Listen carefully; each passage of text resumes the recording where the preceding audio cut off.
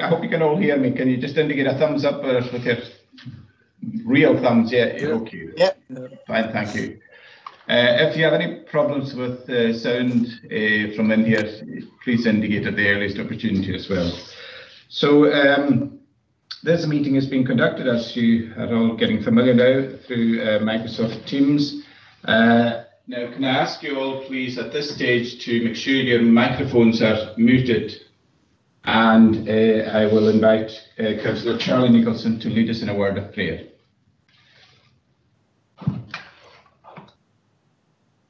Our Lord and God, we just thank you, Lord, that we can come before you again on this morning. And we thank you, Lord, that thou art the one that is the way, the truth, and the life. And we just pray for our council at this time, Lord. We ask you to be with our chief officers, to be with our chief executive, to be with our convener leader.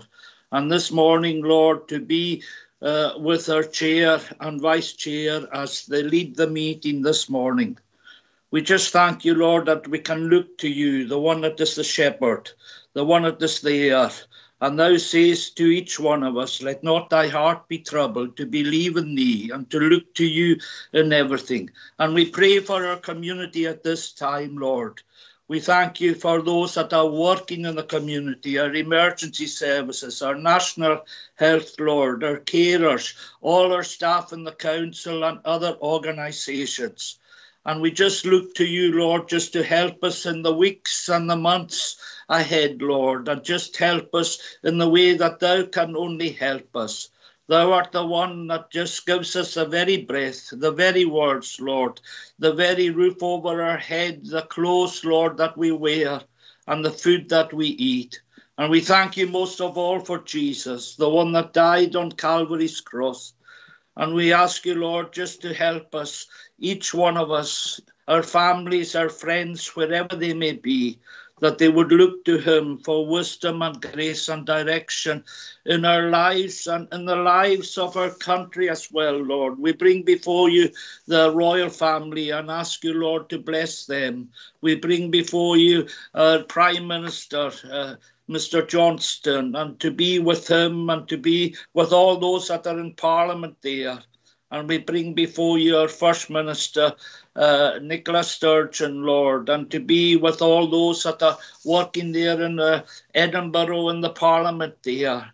But most of all, Lord, as we nearly come to the end of another year, we give you thanks for everything that thou hast done over the last year, Lord, the many things that thou hast given us, those within the council that are leading us, Lord.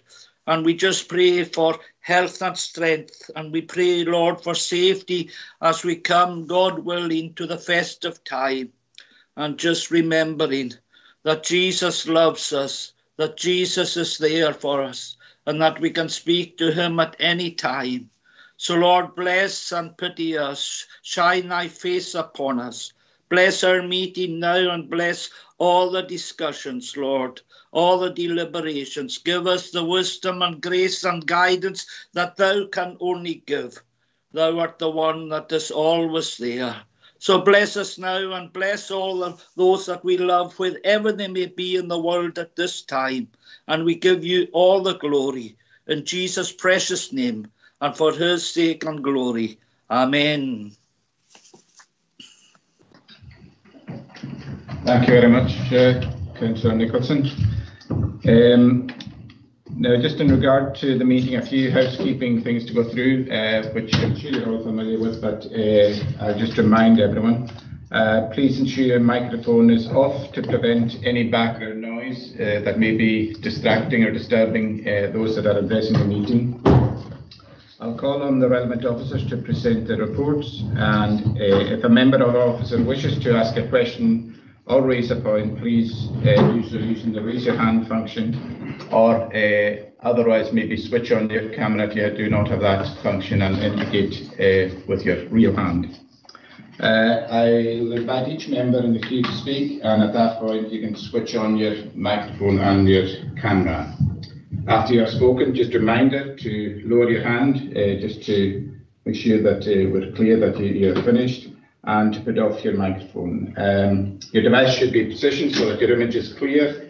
For some people, the further away it may be, the better they look, but just for consistency, if your image is as clear as possible and that you can try and ensure that your device is properly located.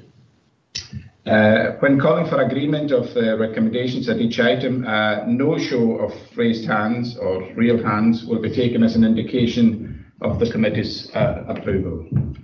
In regard to declaration of interest, members are reminded of the protocol.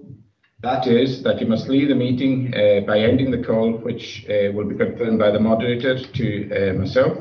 And following consideration of the item, you will be invited back into the meeting by the moderator. And please ensure you are available to accept the invitation to rejoin. Finally, a reminder that the meeting, whilst it's not being live streamed, it is being recorded and will be uploaded to the CORLA website following the meeting. So these are the introductory reminders for us all, and we then move on to the agenda proper. Chairman. Yeah. Yes, Councillor Mackenzie.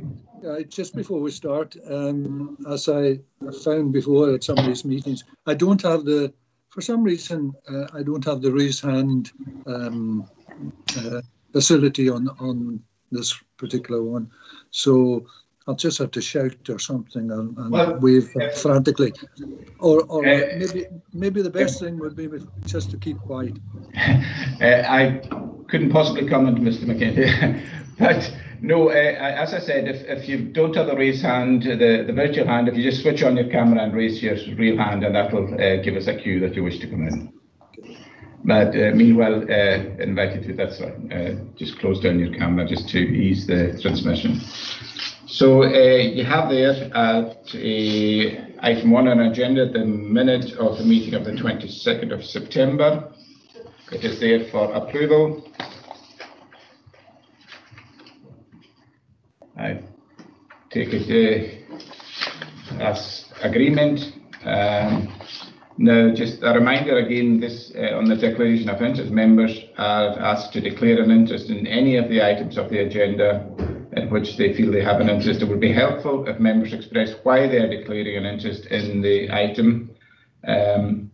If you feel that there is an item coming up on the agenda in which you wish to declare an interest, please indicate now by raising your hand or otherwise indicating. We don't have anyone at this stage. Remind you also if you just wanting to declare an interest in the same way as I declared an interest for the previous meeting, and that is because I'm a board member on HHP and I'm there as the representative of the CORLA. Chair, can I do the same as well, Councillor Finnegan? And also myself. Roddy, it is a shame that just by virtue of being board members that the interest is having to be declared, but whether in the normal protocol is that you leave the meeting if you're declaring an interest. Perhaps that's something that we ought to look at in future so that we can get that invaluable input to the meetings from those that are board members rather than having to remove themselves. So thank you for that declaration. If anyone else during the course of the meeting feels that they have an interest that was not apparent at the beginning, please indicate and we will note that. Item 3 on the agenda is performance management, performance monitoring for 2020-2021. This is a quarter 2, consumer and environmental services, housing services and municipal services. These are the areas of interest to this committee. The report is by the Director for Communities. Director, do you wish to? Thank you, Chairman. As you indicated, the agenda item is a 3A on the iPads, and at the end of quarter 2, we had one action that was off track and requiring monitoring, and that related to the delivery of the affordable housing programme. The slippage in activity in the programme is as a direct result of the halting of construction activity as a result of the COVID-19 pandemic. But construction activity is now back up and running, and we're seeing the programme beginning to move back towards target. Other than that, all other actions are to target. As you indicated, Chairman, for the interest of this committee, the areas of activity are environmental and consumer services, which are outlined at 5.1 in the report, and housing services at 6.1. For consumer and environmental services, the key focus over the past period has been on COVID-19 related activity. Over the period, the service has carried out over 400 business interventions. I'm happy to report, however, that the vast majority of businesses have been following guidance and legislation, and any corrective measures have been done. The service just discussing and guiding particular businesses and community organisations. The service also continues to focus on EU exit issues, with a particular focus over the past period on fishing fleet inspection and registration. Housing services, as I indicated, are at 6.1 on the agenda, which outlines the affordable housing programme and outlines completions to date and the various projects on site, and the number of projects presently going through financial assessment. We are anticipating a suite of additional completions over the next weeks and early into 2021.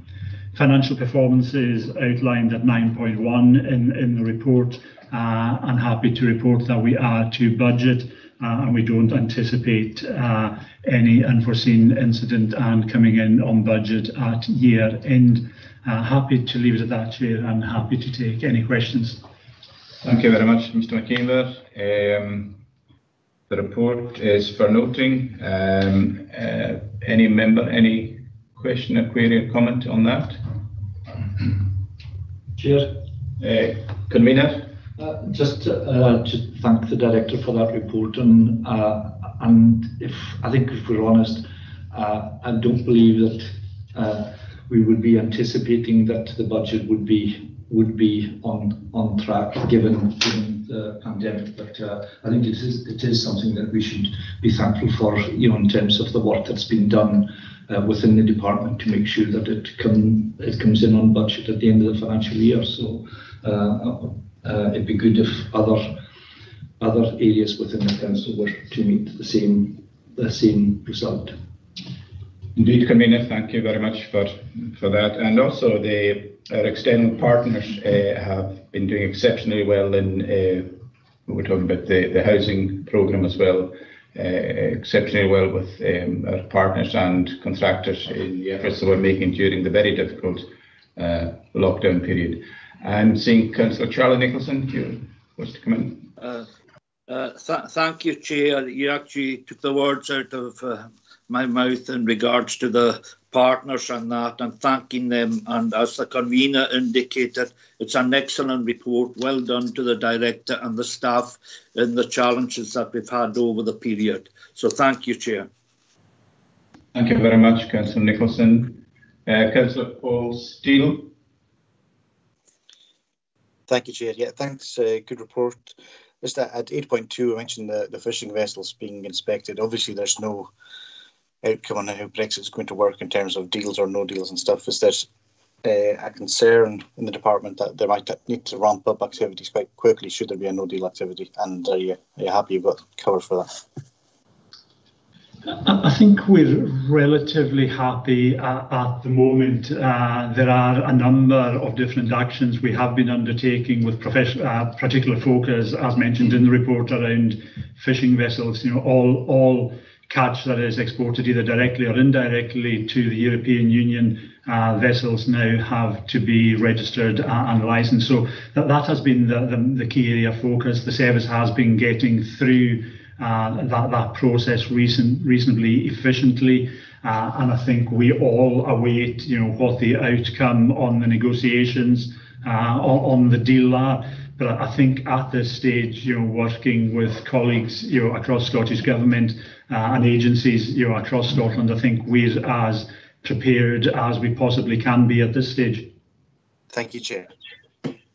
Thank you very much, Councillor Steele. And unless there's any other input, the report is there for noting, and I take it that that's your agreement on that.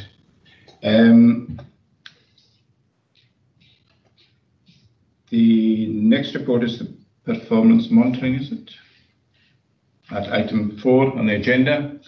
The report again gives performance monitoring Q2 economic development and planning, and Mr. McKeever will speak to the report. I think, Chair, Mr. McPhee, the Head of Economic Development and Planning, will actually speak to it. Yes, thank you, Chair. Yes, so in terms of this committee's interests, libraries and information services, the key actions are at 5.1 of the report. The library service continues to kind of roll out its sort of digital services, and especially the Connect and Collect service, which has been now established in all the community and school libraries. And we'll report about more of that at the next quarter. And the service continues to deliver a kind of a range of services and respond to inquiries, including an upsurge in the number of library memberships. In terms of the mobile service, we'll also report more at the next committee in terms of proposals to restart the mobile library service. So happy to take any specific questions, Chair, that members may have. Thank you very much, Mr. McPhee. I noticed some of the comments that were coming in on our community consultation, and perhaps some additional work in publicising the library service and the changes there might not go amiss, and I know that that's work in the planning. Any member wishing to comment? Okay, and so far as the committee's interests are concerned, the members agree to note the report. Thank you for that. We'll move on to item 5 on our agenda papers, and that is the business plans. This report will be considered as a matter of urgency to enable the committee to consider the business plans. The report recommends proposals that aim to realise savings of 3.5 million across 2021 to 2023. And while these have been designed to minimise the impact on services, the scale of the savings mean that there will be changes to how services will be delivered. I think it's important that we accept that we cannot make such savings of such a scale without impact on services, and including some reductions. Details of the relevant integrated impact assessment are provided in relation to each of the proposals at Appendix A, and the Corps has carried out extensive consultations on its proposal, as I indicated, including online survey and community conversations. And these have attracted valuable feedback, which is provided at Appendix B and C. I think there's been a tremendous amount of work done by officers in pulling this together and in presenting it. There's a lot of stuff to get through, and I would encourage members, there are a number of other committees over the coming few days, and you may well have some input and comment on some of these during the later committees. Don't necessarily feel you have to indicate all your comments on that at this committee, but please feel free to make any observations or comments as you wish insofar as the interests of this committee is concerned. Mr. Emmett. Thank you, Chair. If I may, just to, you've covered most of the key points, Chair. I think it's important to look at this in the context of the savings that are in front of us. We've tried to reflect in Appendix D the proposals where there was concern about the impact that they may have, and they will be carried forward. But I would remind members that the Budget Strategy Report, which you've probably all read, which is going to Policy and Resources Committee next week, really sets out that there is still a potential financial challenge to address. whilst there is extra money for Scotland in the budget that was announced by the Chancellor last week, it's not clear what decisions the Scottish Government will make yet about how it will allocate the resources that it's got. For example, it's got less capital than it had last year and more revenue, but some of that revenue, a good part of it, is for meeting the expected costs of COVID in the new year, which haven't gone away. So we really have we're really trying to work with the best information we've got. So it's important that we make progress on these items as we go forward, and then we will be spending more time over Christmas and the New Year looking at alternative proposals that we can bring forward if we need to, Chair. There's only one particular proposal that directly relates to this committee, which pertains to libraries, and if necessary, the Director can speak to that. Members, any comment or question you wish to put? There's, as I said, there's a lot of information out there in these reports, and hopefully you've managed to digest it, and there will be other opportunities at the relevant committees later on in the week as well. I'm seeing Councillor Gordon Murray. Thank you, Chair. These aren't really in the format of traditional business plans that I've been had experience of. They look like they're just budget proposals, and I feel that there seems to be a lack of detail on the impact assessments. And I would propose to defer any decision on these business plans until the budget setting meetings in February, so that when we know what exactly the local government allocations and settlements are. So I would be putting forward an amendment to defer. Thank you. Thank you very much, Councillor Murray. The one thing that we have to be mindful of is that all of these potential areas of savings and service changes have an implementation lead-in and preparation required. So whilst it might be good to defer until we have certainty on a financial position, I would encourage members to seriously consider that we have to, in fairness to our officers and staff, when we have to plan for these things, that we do need to take some difficult decisions, but necessary decisions at an earlier point, if that is at all possible. But I quite understand why you would wish greater certainty, Councillor Murray. I'm seeing Councillor Donald Crichton. Can we just announce him?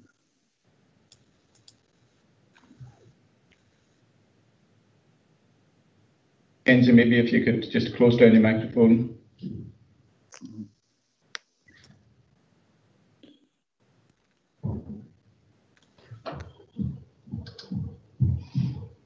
So, Councillor Crichton, is he? He's still muted. I think you're still muted, Councillor Crichton, if you unmute your microphone.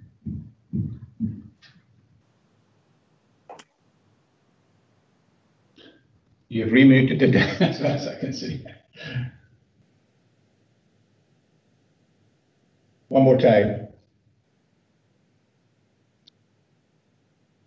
Sorry, I've put my hand down now. Okay. Anyone, were you wishing to come in, Councillor Mackenzie? I wasn't quite sure on that.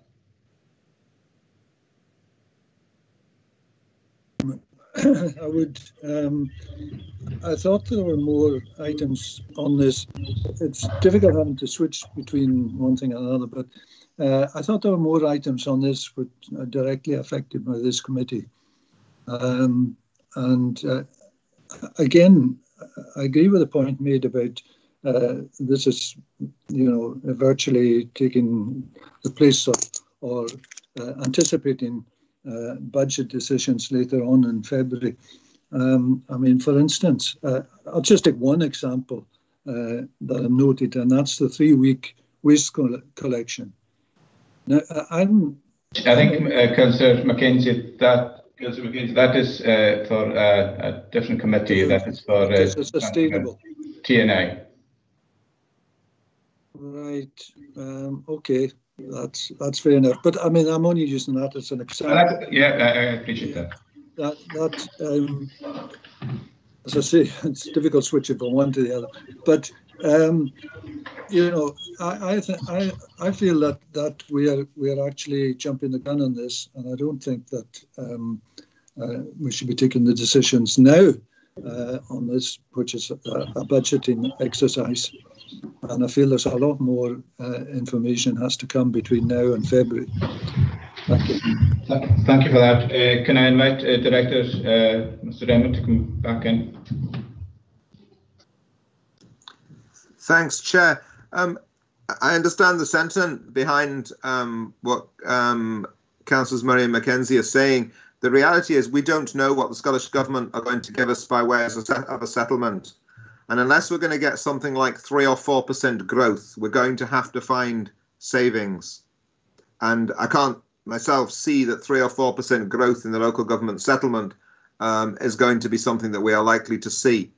And therefore, we need to make progress with the savings. And if you look at many of the savings, they are not things that we can decide to do on the, I can't remember what the date is in February, the last week in February, and implement on the 1st of April. We're going to review I'm trying not to use example, we're going to review the library service and make changes to the library services and consult with staff and see whether or not any staff want to take voluntary retirement and implement that for the 1st of April. It just won't be possible. None of the things that are coming forward, well, not all of them, but most of the things that are coming forward that have material savings, if we want to make progress with them for next year, we need to decide we are going to do them and to get on with them now. Otherwise, we're simply not going to have time to make those changes. The scale of the financial gap, which is, I think, likely to be of the order of £4 million, is more than the £3.5 million that we are sitting within reserve. So we have to be mindful of what are we going to take forward in terms of how we're going to do it. So if we are not going to make decisions, and it's obviously up to you as members if you are, but my advice is we can't put off making decisions about the things we're going to do because many of them require planning to do. And if we haven't got the authority to go ahead and plan to do them, then we're starting from a standing start in February on the implementation of them. Thank you very much, Mr. Emmett. I'm seeing convener wish to come in, and then Councillor Mackenzie. I'll bring you back in, Councillor Mackenzie. Convener first. Thank you, Chair. I just think that to take the kind of action that Councillor Murray is talking about just now is very premature. The reality is we've been working to try and find savings for the past 3 or 4 months. This isn't something that started today. It started some time ago. We've had consultation with our communities and we've had feedback, and we need to work out what it is that is palatable and what is unpalatable. But the reality is, as the Director has said, we will not know until pretty much the end of February what our settlement is going to be from the Scottish Government. And I would certainly not be confident that we will get the 3 or 4% increase in our funding that the Director alluded to there. I just don't think that is going to happen, and I think it would be inconceivable that we will then run to rush round telling people that they may not have a job in a few weeks' time. We have to plan for it, and this is part of the planning, and I think it would be a retrograde step to take these things as read as of right now. I think we need to do that over the next 2 to 3 months. Thank you, Convener. Can I take Councillor Gordon Barry, and then I'll come back to Councillor Mackenzie. Thank you, Chair. I understand the Director's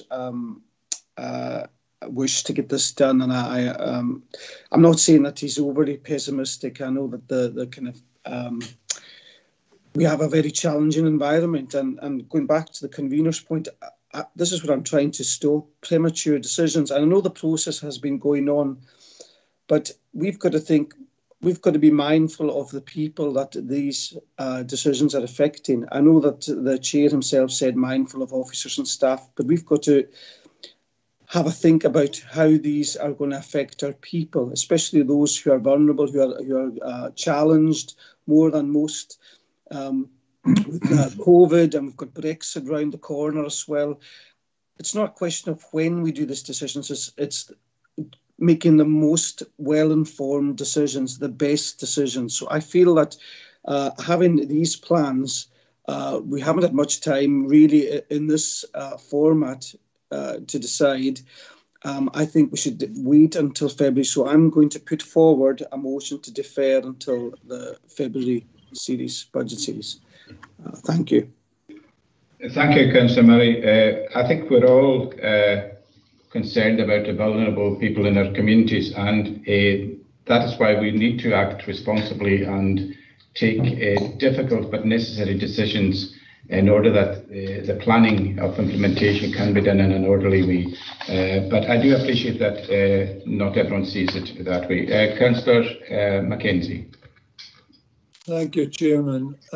Well, first of all, I'm not quite sure about the logic that convener's premature thing. I think in fact it's the very opposite. We got these 54 pages or whatever, so the last thing on Friday, which doesn't really give us much of a chance to decide on millions of pounds worth of cut, and that's effectively what they are. I actually agree with a lot of the stuff that's on these reports, and I there's things I can't argue with. I mean, I certainly would agree with probably greater percentage of the things that are on there. But in each committee, and this is the first committee dealing with this, so it's important, I think, to establish, for the week, basically, for all the committees, what we're dealing with here. And that's why I feel if there are, say, on this committee, there were things we didn't agree with, then we should have a chance to actually disagree with them as we go through the week and take these decisions. I don't think it's premature at all. I think what we're wanting to do is decide, are we just expected to agree the whole, million pounds worth of cuts? Or are we going to have the opportunity to say, well, I agree with 95% of this, but I don't agree with 5% of it. Thank you very much, Councillor Mackenzie. I know you referred to a significant number of pages that we've received, and a lot of it is feedback that we received. But if we're at all in touch with our communities, I would suggest that little of that should come as a surprise to us. We are aware that there is a level of concern and anxiety out there, and people are looking to us to take the necessary decisions. And I would hate to think that we are going to defer things to such a point in time that hasty decisions and ill-informed decisions would be taken then. But I do take a point that we'd all want greater certainty, but I think the way that we built up our budgets in the past is based on best assessment and advice given by the likes of the director to us. And in all honesty, the mood music from government, from all governments, is not encouraging that there's going to be additional monies available. I would be quite surprised if that were to be the case, but I would be delighted if that was to happen. I'll ask the director to come back in. Thank you, Chair. The only observation I was going to make is this committee is the opportunity to have a discussion, if you wish, about the proposals relating to the work of this committee. So we have time now, if members wish to explore, for example, the library service, which is the one that is relevant to this committee, to have a discussion about what is proposed and what the impact might be. And the same applies to the other committees. I'm conscious there's quite a lot in that for many of the committees. What I would want to do through the committee process is to hear about any particular proposals that members had particular concern about, that they felt needed more work. So rather than not proceeding with anything, as outlined in Appendix D, there's a number of things we've said we will do more work on, and we're not ruling them out, but we will do more work on them, and if necessary, come back to them. And I think that the committee is the place for the proposals that are in front of you to have a discussion about any of the details. Calamin, Bakiva and I can answer any questions, or any of the other officers any questions that relate to them, to help with that process if necessary. Chair, I appreciate it's difficult. We are working in a world of unprecedented uncertainty and trying to have plans for how we are going to tackle that, so that anything that we do is in a measured position. We've had a good track record of managing our services in a measured way and not having to take emergency action at short notice, and that this is part of that process in my mind of trying to do things in a measured way. Very much, Director. You took the words out of my mouth. I mean, if members have any views or any comments at all on the savings and the business plans insofar as they affect this committee, I am entirely happy and content that we have a discussion and debate on that. I am seeing Councillor Roddy Mackay want to come in. Yeah, thank you. Sorry, I missed the last 15 minutes. I had to leave the meeting. I've just come back in.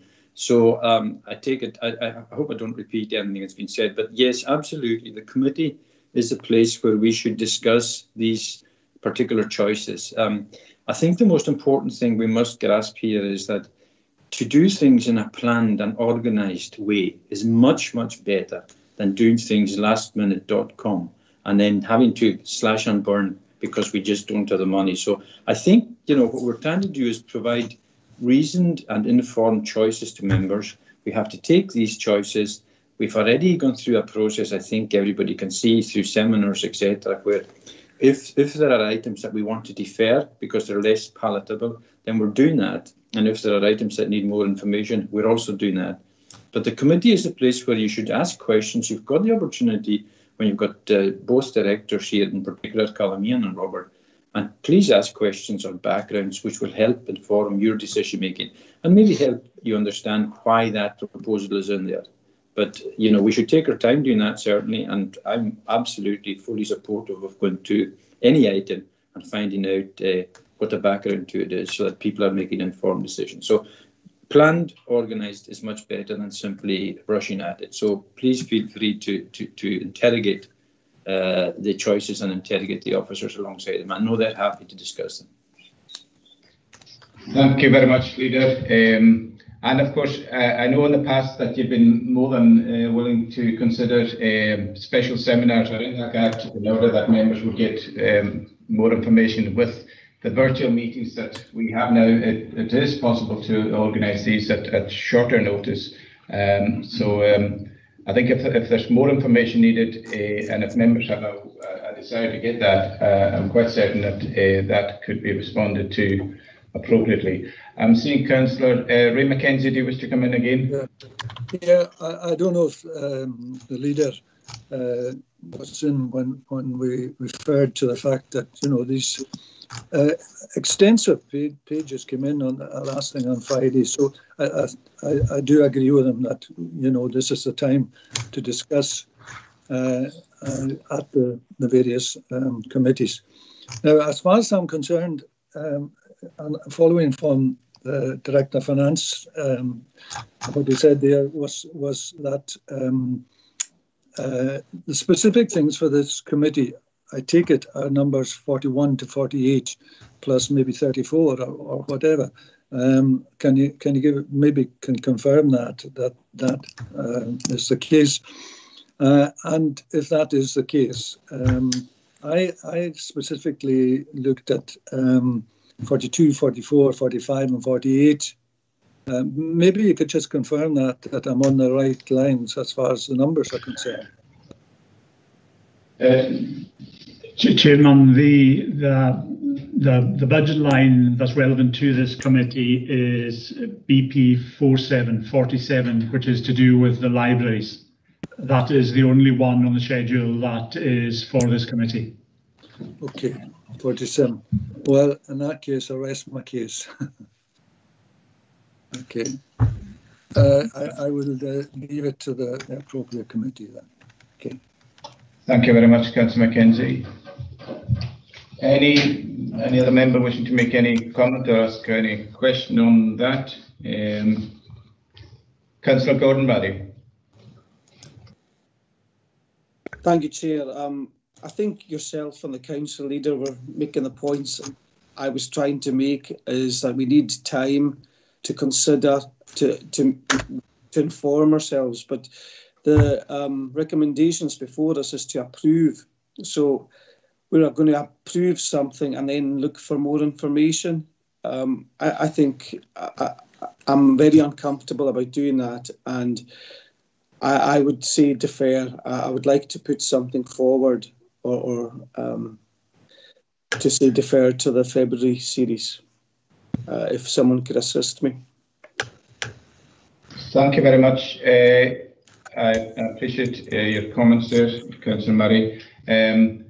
But in most of these lines that we have, we've had quite considerable discussion on them over the last number of months. I think there's nothing really there that has come out of the blue in the past few days, unless somebody would correct me. So we have had indications of what areas that we were going to be looking at, and we've had discussions, we've had informal seminars, and we've even had some of these things presented at committee and PNR and council. Leader, do you wish to come in? Yeah, you're absolutely right, Kenny John. I mean, I understand why Gordon Murray or any other council might be reluctant to bite the bullet on this, as it were, or to take decisions on it. But there is nothing new here. It's been an iterative process. We've taken these choices, we've had them in front of us. We've invited at every turn. I'm sure if you go back through all the seminars, the invitation has been there for any member to ask any officer for further information or further background.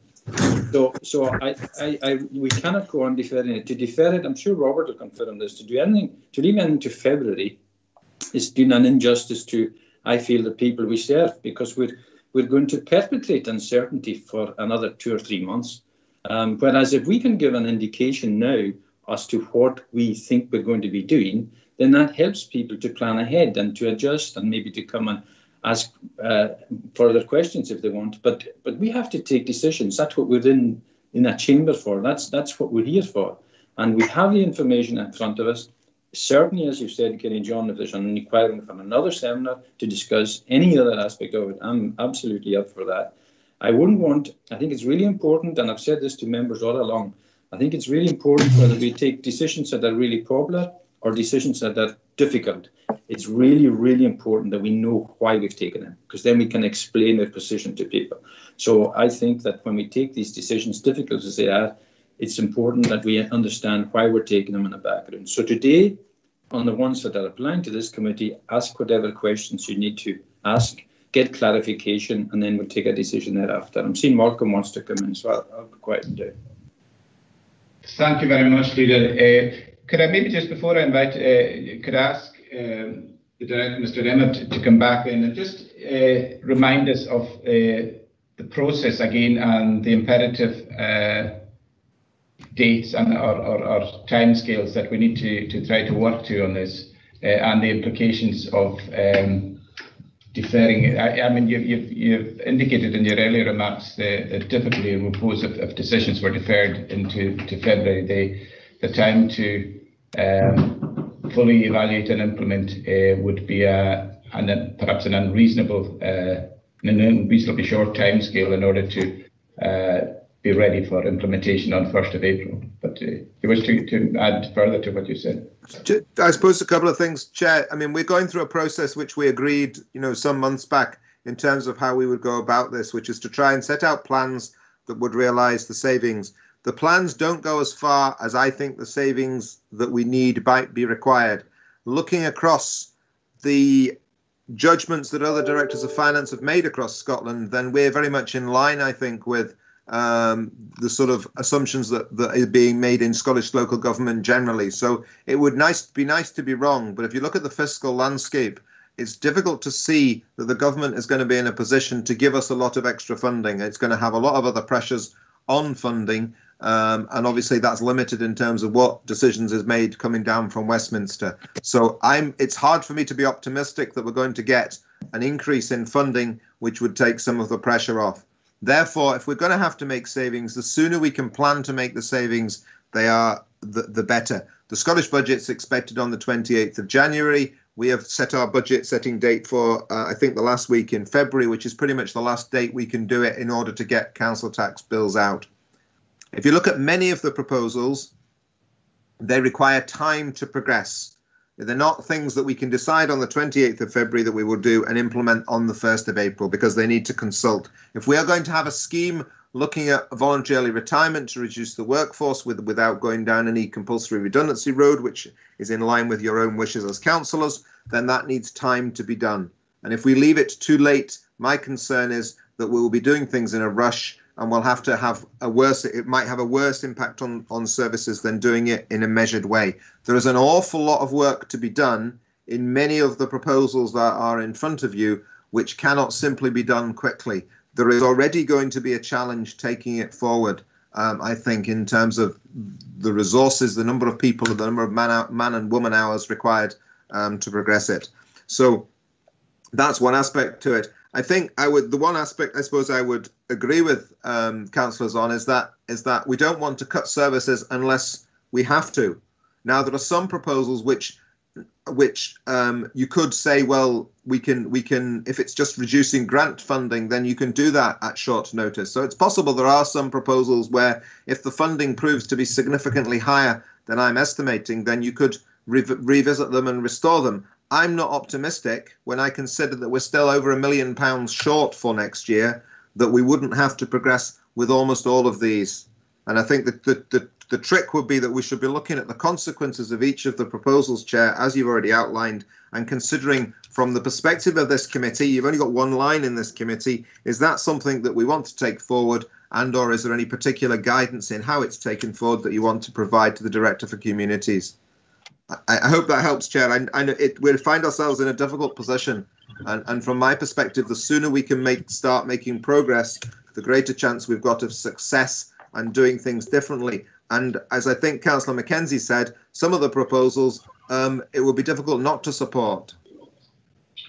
Thank you very much, Director. I mean, you did put a dose of cold reality there that we have still got a substantial gap that we have to find based on the assumptions of settlement. So there's some very, very difficult water that we have to plough through.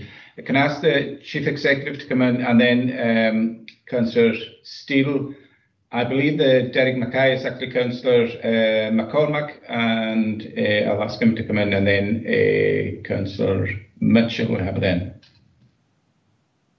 So, thank you, Chair. I won't take up the time of the meeting, but just to reiterate what the Director has said, budget setting and indeed budget delivery for this and hopefully the next year is a process, not an event, and it has to be managed. There are the scale of the savings which the Corla is quite reasonably anticipated to be required to make requires time, and it requires planning, and it requires what can be consensually agreed to be implemented as soon as possible. And I would refer the committee to 2.3 of the report. The Corla has carried out extensive consultation and with the public through the community conversations and through the online survey, and this report reflects these. This is what arguably members of the public are expecting us to do, because they have said, go ahead and do this. 2.4 confirms that any of the proposals which did not receive public support or member support have been modified and will be deferred. So these proposals are already deferred, but arguably there is little point in doing a consultation saying to the public, we know we need to make these savings, and then not, and when they say, yes, we appreciate that, we don't want it, but we appreciate it, it is, I think, imperative on us not to waste time in the officer sense and take these forward as soon as we can, because to do this, to put everything back on the table, including proposals which the public have said they find acceptable in February, will place a very, very difficult, if not impossible, burden on the system in terms of delivering a budget for the next financial year. So I would ask that the committee bear these things in mind. Thank you, Chair. Thank you very much, Chief Executive. I'll bring in other members, but and after that, I'll just remind members that insofar as this committee is concerned, there is one substantive item involved there, and if you wish to make any specific comment on that, then we'll hear these. But otherwise, I think it's important that other committees within their own portfolio and remit will be considering other items on that list. So I'll take Councillor Paul Steele. Thank you, Chair. Yeah, it's just about the budget line for library service model. I think the risk mentions community reaction to the leading to reputational risk, and it's suggested that for a full integrated impact assessment should take place. I think that's, if we're agreeing to these changes, then obviously it's dependent on these impact assessments coming forward. A bit more detail on the spokes section. I mean, if we're doing a hub and spoke and a digital library hub, just what would that look like? What does it entail? I guess the closing of the libraries in these areas post-COVID, they could be quite important. So, a bit more work on impact assessment would be appreciated. Thanks. Thank you very much, Councillor Steele. I think it's fair to say that before any of these suggestions or proposals would be implemented, we are legally obliged and required to undertake an impact assessment, and it would not be appropriate to implement anything without that. So I take it that would be automatically directed. That's right, Chairman. On the library, we believe that a full integrated impact assessment is required. As members will be aware, library service redesign has been on the agenda for a long time. We have been looking in detail at the library service and what that library service should look like going into the future. And members have taken a decision in the past to support the purchase of a new reinvigorated mobile service. And members have taken decisions in the past to redesign the library service. So that redesign process is ongoing. We have, over the period, explored a number of options, and I think we're now getting to a stage where there is an agreed option around Stornoway becoming the main lending library service for the area, with a mobile service providing the service to the more rural areas, and that being supported by an online service and a range of digital hubs out in the community. Now, exactly what these digital hubs will look like at this stage is what we are still in the process of planning, but they will be either located in Cornea premises or in community premises, where the members of the public will be able to access computers and other digital facilities to allow them to do whatever digital business they require.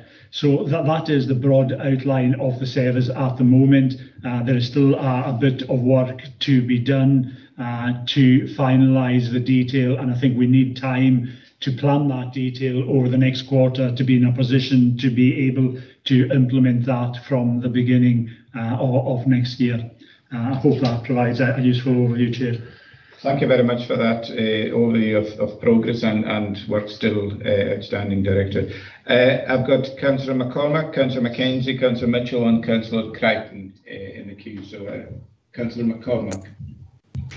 Thank you very much, Chair. I'm not a member of your committee.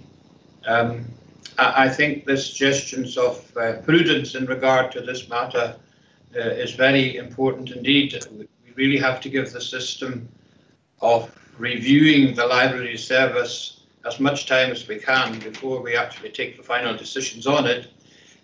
My understanding from the budget line is that we're not looking for savings in this immediate coming year, that it is the year subsequent to that, which would suggest to me that we do have a little bit of leeway, but nonetheless we need to take a decision in principle in order to balance our budget. I think that's a sensible thing to do. We have an idea from the Director's comments as to where we're going. That would appear to be where we're going. And I would like to hear the detail of all of that so that I understand it a lot better But we do have to bear in mind that what we are trying to do is to provide a library service in a completely different way to which we've ever done before, which is really very challenging indeed. And I do think we have to be sensible and take our decisions now to progress the matter. Thank you, Chair. Thanks, Councillor McCollum. Before I ask Councillor Mackenzie to come back in, can I just invite Mr. Emmett to clarify that savings? Thank you, Chair. That's absolutely correct. The savings here is targeted for year 2, but this is quite a significant piece of work that needs to be done. So the Director of Communities has outlined the basis of the review and the model that we are looking at. That will come back to the committee throughout that process. I'm envisaging before the detail of it is agreed. What we are agreeing, as Councillor McCollum was just outlining, is the premise that we are working on, and then it will be on the basis of trying to achieve that level of saving. But the detail, there will be a further opportunity for the committee to consider before it's implemented in not the coming financial year, but the following financial year. But these are pieces of work that take time. And if we wait to make a decision as to whether we want to do that until February, that's another 2 or 3 months on that process to take it forward. Director, I think yes. And the reminder that this process on the library service has been ongoing for quite some time, and there was always an acceptance that it was going to be requiring a remodelling, and that decision goes back to 2 or 3 years even. Councillor Mackenzie, can I ask you to comment? Yeah, thank you again, Chairman. Yeah, it's just this was. I mean, we've been talking about it over a long period. Fair enough, different things at different times, different meetings. But we did get this on Friday, and it is quite an extensive. Obviously, we're talking about almost £4 million, £3 to £4 million worth of cuts over 2 years. Now, as I said, and I don't know if other councillors feel the same, and I appreciate for this committee we're only talking about the library service, and I agree with what Councillor McCormick said there. Unfortunately, we do have another year before that probably kicks in, but we have a recommendation here, and I was hoping that we wouldn't just pass it by. I'm not concerned so much about waiting until February. I must admit, I don't necessarily agree with that. But the recommendation 3.1b does state something to the effect that we approve the proposal set out in Appendix A. Now, that is a pretty blanket thing, and that's why I think it's important that this committee, being the first committee, even though there is only one particular item, I think it might be handy if the 54 or whatever items could be highlighted at each committee, specifically that education, the following ones, and so on, transport, that they're dealing with these specific ones. I know you probably turn around and say to me, well, you should know which ones they're on. But there are some things like travel, for instance, and that is across the board. Now, I don't know, it says communities, I think at some point it says communities, external travel or whatever, £10,000, that's a fairly small saving. 88,000 in other departments, so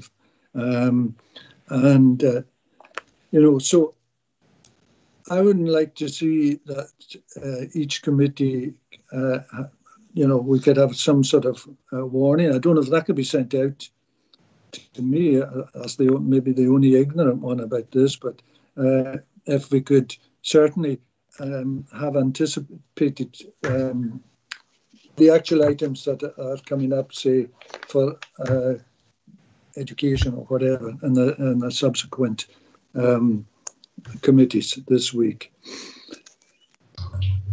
So my point is that I agree with 90% of this, maybe more than 90%, 95%, but I don't want a blanket recommendation to be approved.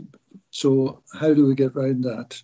I mean, in this particular case with the library, I agree that there's no problem, because we can just say, well, we agree 3.1b because it only applies to that one thing. But when it comes to education, transport and so on, sustainable later this week, we might not agree with a number of things.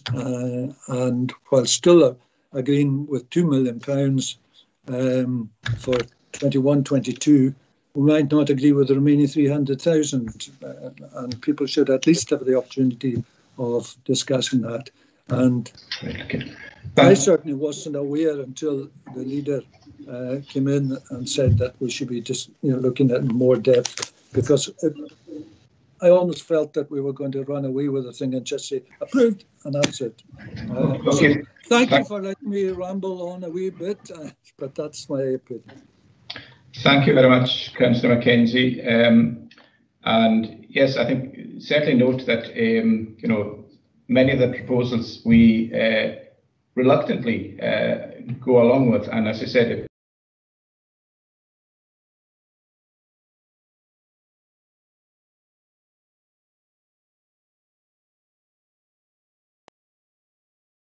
Appendix 1, this is not exactly the financial consequences that we're agreeing to implement at this stage. This is the process, and it's important that we get through that process. I've got Councillor John Mitchell, and then I'll take the leader in after that. Thank you, Chair. Yeah, good morning, everybody. It was nice to see you outside, just beside Councillor Steele, a Christmas tree. It reminds us all it's the 1st of December, season to be jolly and all that. Back to serious business, though. It's about the library service, BP 47. The director's answered some of the questions I was about to pose, and I think Councillor McCormick also echoes my view that we need to see significantly more details. A little bit concerned at the bottom when it says an integrated impact assessment highlights the fact that we need a integrated impact assessment. It'd be quite nice if we could have maybe, I know there's time, because I see that in 2021 too, there's no savings and the savings are for the following year. Can I mention 2 points? First of all, the last paragraph in the detailed description says this will free library staff to focus on professional library responsibilities. Presumably you mean Stornoway library staff, because there seems to be an assumption that because, again, it depends how we define digital library hubs. The first question is, will there be any staff in Tarbert, Linniclet and Barra? And my second point is that unlike Stornoway, Tarbert certainly, and the other two I'm sure, are not simple libraries. They are lending libraries. They are integrated with the school. So therefore have a much broader spectrum than just simply lending books. And my final point is, when it comes to the integrated impact assessment, can I assume, in the words of the convener and so on, that we consult with the appropriate bodies, and that would be presumably the staff and the one member of staff in Tarbert, the community, but also the school, because as I said before, it has a fairly significant impact on the relationship between the school and the library service. Thank you, Chair. Thank you very much, Councillor Mitchell. I will just remind, I think Councillor Crichton, whose name had actually disappeared off the list as wanting to come in. Chairman, I think the points I also wanted to make have already been made. Thank you. Thank you very much, Councillor Crichton. Leader, can I invite you to come in at this stage, and then Councillor Norrie MacDonald. Yeah, I think we're going over. In terms of the process, I just think there's a bit of confusion, and I appreciate Ray Mackenzie's comments on it. So we're considering business plans. We're approving officers. We're saying to officers, go away and do the work on these things. These are the things we're looking at. Go away into the work. If we need impact assessments, John Mitchell has just outlined who we should consult. There's very, very clear guidance when you conduct an impact assessment. There's obligations. It's not like, oh, we'll just consult who we feel like. So there's clear guidance on who we should consult for particular decision making. So that will take place. So all these things are protected and all these things will happen. In terms of the committees, yes, we've got a committee structure. It just so happens that today, this particular committee, there's only 1 or 2 lines. What we'll do at the start of Education Committee, Robert was going to do this at every committee anyway, highlight the business plans. He'll do it at the start of each one. He'll introduce them and he'll list the items that are relevant to that committee, if that makes it easier for people.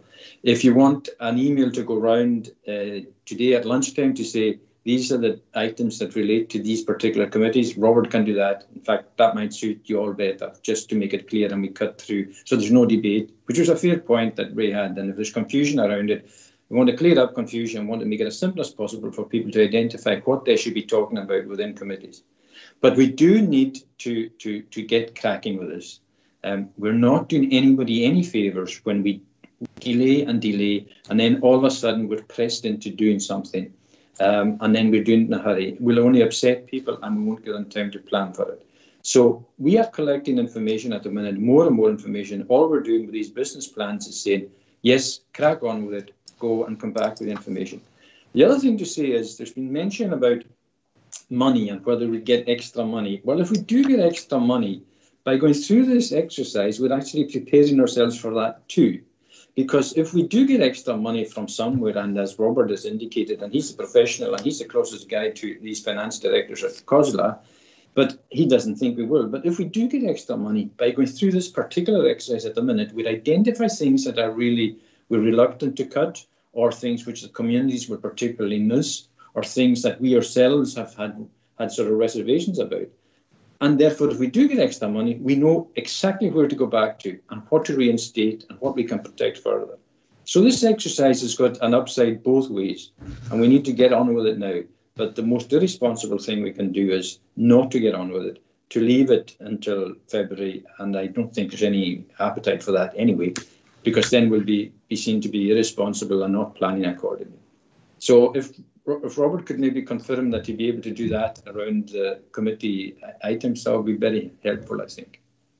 Thank you very much, Leader. I think that was an excellent suggestion, and it will help focus minds on the particular areas of relevance to the committees as we work our way through them. I think Robert is nodding in agreement that that is possible to do that, so he will circulate that. I'm seeing Councillor Norrie MacDonald Skeeter, who's been waiting for some time. Yeah, thanks, Chair. I'm not a member of your committee, but I think I'd like to disavow the notion that any of this gets rushed into. You know, I mean, having sat on the budget board, which we meet regularly when the pressure gets applied, I think we're pretty much regular throughout the year. This is a process and a filtering system that goes on fairly relentlessly. It has been going on since my 3 years, certainly within the CORLA. You know, I mean, we've been fighting budget cuts since whenever, and I've been a part of it. I know it goes on, and I know it's not something that gets done irrationally or imprudently or quickly. So the notion that we're rushing into anything, I think, needs to be fairly quickly disavowed. I do note, however, that every time this comes up, there's a large number usually attached to library vans, and I support Councillor Steele's suggestion that, you know, the impact assessment, and Councillor Mitchell, that an impact assessment, and we need to be careful where we go. There are several items on the budget lines. You could have 50 lines on that budget line just now, and 4 of them would stand out, and it would be libraries, bin collections, street lighting, road repairs, and very little other would even merit a mention when it comes to discussion within our community groups. So I think impact assessments, as we've been told, are being carried out, and we need to be careful where we go with them, because some of them, whether we like it or not, will have disproportionate impact within certainly the perception of our community of what's important, you know. But libraries certainly have been highlighted as something that are of particular importance within our communities, and making sure we don't cut off our nose to spite our face when it comes to library vans is probably a priority, amongst other lines of budgetary inquiry as well. So I would like to make sure that we make sure that we're doing these things prudently, and I'm very convinced that we are. Thank you very much for that reminder, Councillor MacDonald. These things have been in the melting pot for quite some considerable period of time, and we did have many discussions about the procurement of mobile libraries vans, which we agreed to, and then which were going to be part of our reconfigured library service. So you're absolutely right. There's been, a lot of discussion about it. The initial desktop exercise indicated that a proper impact assessment is required, and that will be done as a matter of course. I think just to take one final contribution from Councillor Murray. Thank you, Chair. I think the Chief Executive mentioned the consultations, and when I read through them, I believe there was quite a lot of them looking for more information, and I think that's been the thread of a lot of consultations that we've done, that they've looked for more information. When people talk about impact assessments, I don't think I've seen the impact assessments that were supposed to have been done at the last budget. I haven't seen any impact assessments on these savings that were put forward. So members are asking for details and impact assessments and later on, but I've been asked to make the cuts just now. I think that's back to front. I think we should have the impact assessments just now so that we have more information, how it impacts our communities, and then we have well-informed decisions. I mean, are we doing this based on expediency or well-informed decision-making? Everyone says it, the leader says pressed into doing something. We are being asked to approve these proposals today. So I would say, look, let's get the information so that we can make well-informed decisions. So again, I would ask to defer, and if there's no second, I would like to record my dissent. But I would like my dissent recorded. Thank you very much, Councillor Murray. Just for clarification, we're not being asked here to agree these financial savings. I mean, this is a process that we're talking about, and the process of the business planning set out in the appendix is a necessary part leading up to that. I think going back to your comment on impact assessment, that is a requirement on the council to undertake these an initial desktop exercise. If that suggests a full impact assessment is required, that simply has to be done, and as far as I'm aware, has been done in past instances where that was flagged up as a requirement. Chair, can I ask you a question? Do you think it's responsible to make a cut without knowing the impact assessment? Well, we're not making a cut. You're not making a cut. If you wait to be invited in, please. Director, if you just, Mr. Emmett, if you just remind us all. Thank you, Chair. So integrated impact assessments have been carried out where they're relevant to the proposals. We haven't circulated them all, but if members wish to contact us, then we can let them see them. And they can have a look at them. But this, what we have provided, because there are 53 proposals, is a summary of the outcome. And what's relevant to this committee is Mr. McKeever has pointed out that as the proposals are developed, a full assessment will be required, and the design of the new service, which is work that the decision today will be to get on with that work to do it, would have to adapt and make sure that it provided mitigation for any individuals who might be adversely affected in terms of the legislation, and that will also come back as part of the final proposal. So the officers take the impact assessments very seriously. They are a significant piece of work that requires you to look at all the characteristics and the economic impact. And if members wish to see them, then we can happily make them available. But we have not circulated every single impact assessment at this stage, Chairman. Thank you very much. I did say that I thought it is quite a bit of opportunity for members to come in. can I just ask if it's relevant to the particular item on the report that's relevant to this committee? I'm happy to take a further comment on, but otherwise I do think we need to focus in on this and move on. We're being asked to approve the business planning proposals. It's the business planning proposals we're being asked to agree to here. So, Councillor Mitchell, you wish to come in? Yeah, thanks for letting me in again, Chair. Just a couple of very brief. I mean, in my earlier statement, I gave two comments. One was the fact that the integrated impact assessment should include the necessary bodies. The leader has replied positively to that statement. Second statement was the need for empathy and understanding the library as part of the school rather than on its own. That was also answered reasonably. The third one was a question, really, and that is that in the year 2022-3, the 37k identified savings, does that mean, we're talking about detailed information, does that mean there will be no staff predicted at this stage? We've already almost presupposed there will be no staff in Tarbert, Linneclet or Barratt. That was the question I posed, and I don't think I received a response on that. Sure, thank you. Right. Thank you very much, Councillor Mitchell. Can I just ask the Director for the Service if he wants to make any comment on that? I don't think, Chair, the proposal presupposes anything. What is looking for is authority to go forward to look at the redesign elements. As we know, there have been decisions taken in the past around the direction of travel for this particular service. As I indicated earlier, we've got an outline model.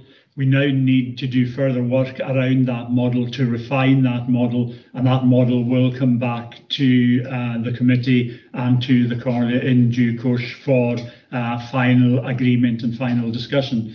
A full integrated assessment will be part of that. So I think what Councillor Mitchell is looking for is a wee bit ahead of where the process is at the moment.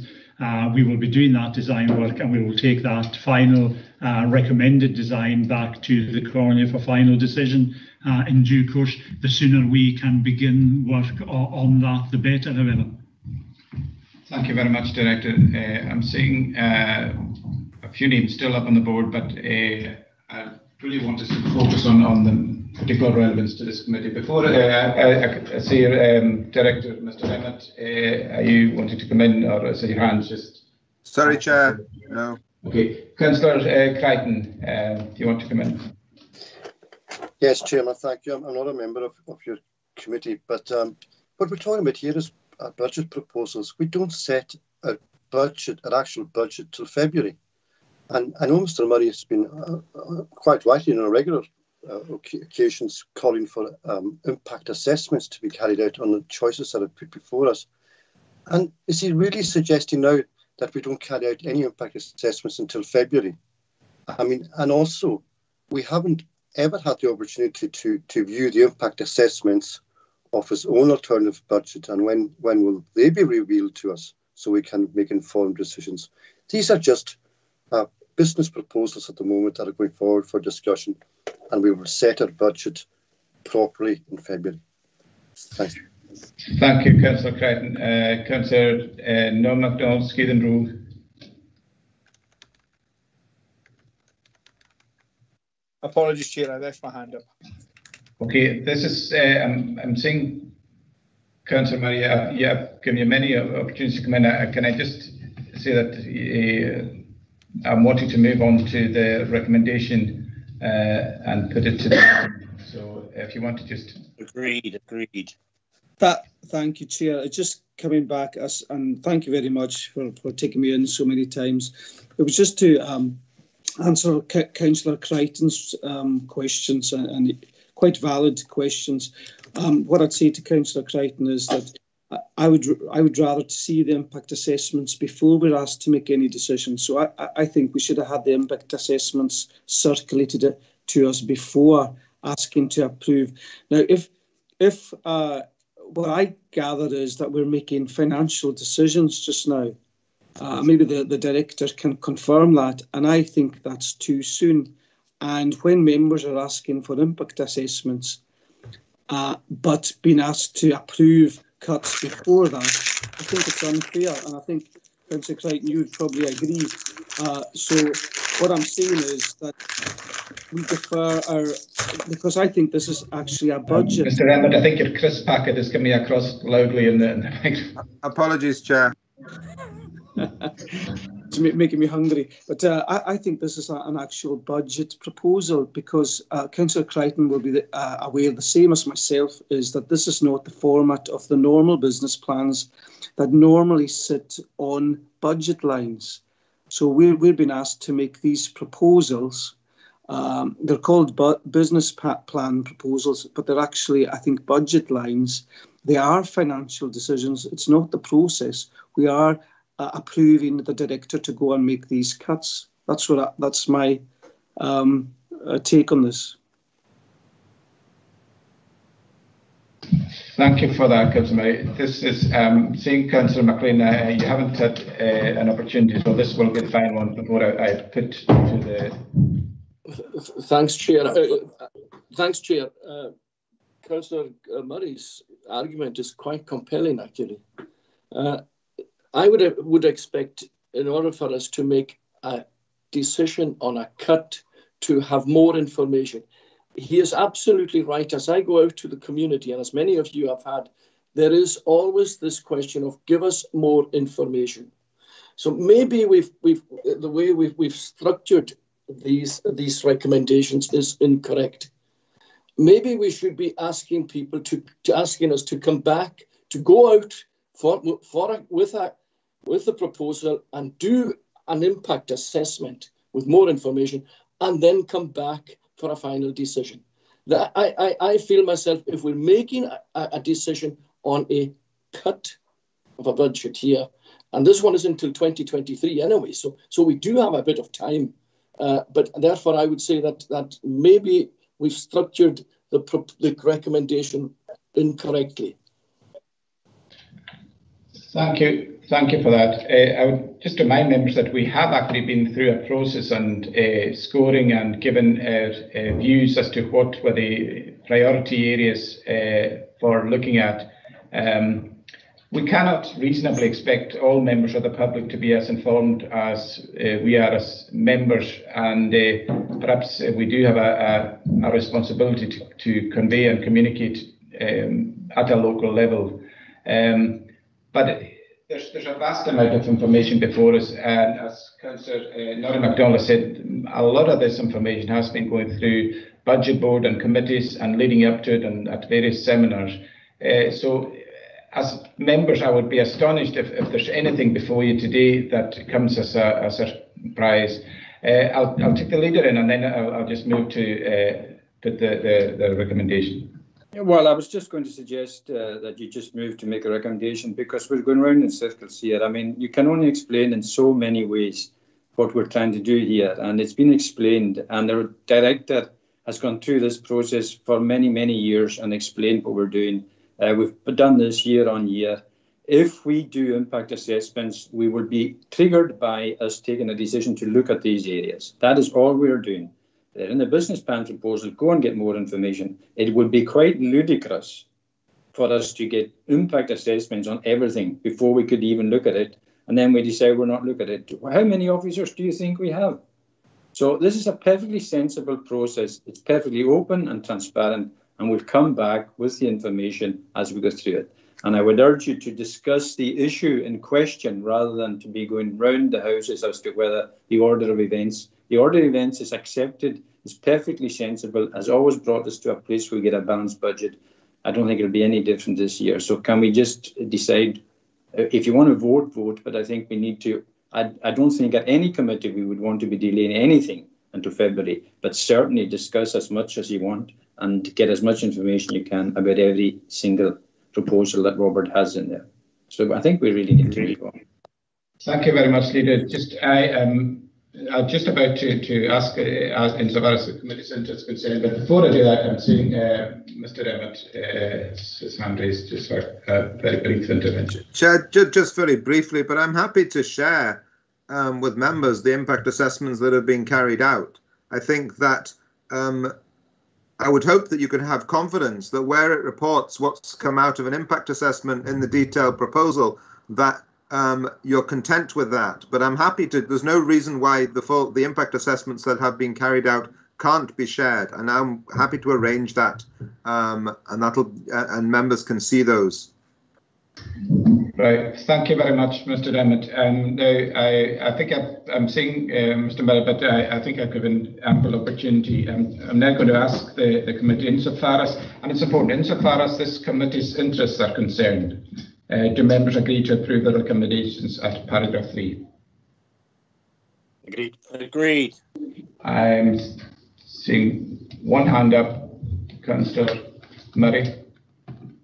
Chair, I am not going to agree, so you can record my dissent. I believe that the impact assessments need to be shared before we make the decision. Thank you. Thank you. That will be noted, Councillor Murray. Appreciate your comment. Okay, so insofar as the committee's interest is concerned, the recommendations are agreed. With that noting of dissent from Councillor Murray. The item 6 on our agenda is a housing matter, the Strategic Housing Investment Plan. Just to clarify, Chair, I declared an interest in the HHP item, and I will leave the meeting at this stage. Well, I'm just wondering, I seek advice from Mr. McCarr, but on the Strategic Housing Investment Plan, whether that is got direct involvement for all members who are on HHP or not. It's for the members to declare the activities. Yeah, I was going to give that very much respond that. Then it's for each individual member to declare the interest and then decide on whether that interest means they have to leave the meeting. Thank you very much.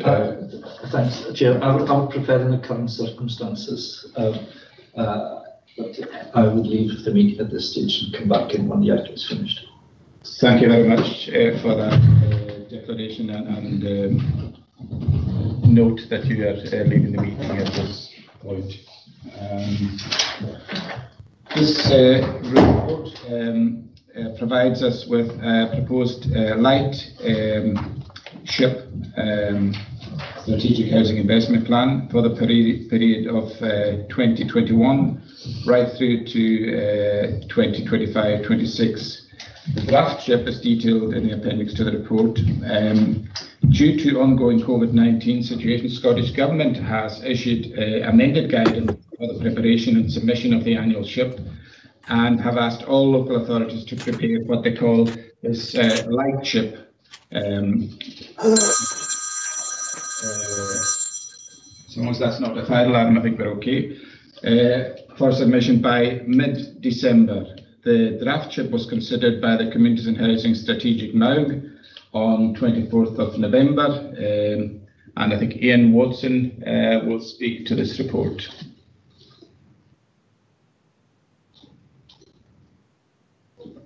Are you in the room, Mr. Watson?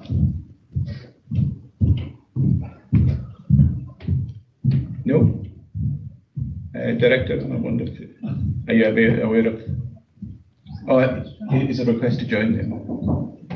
I just had an email, Chair, to suggest that they've lost power in Point and that Ian has obviously gone offline, but they must be back. I don't know if they've been repowered up. To see on the list, he says accepted to join the meeting. Perhaps since Ian is the main author and obviously responsible, if we maybe just move on to the next item, and we'll see if we can pick up from Ian again.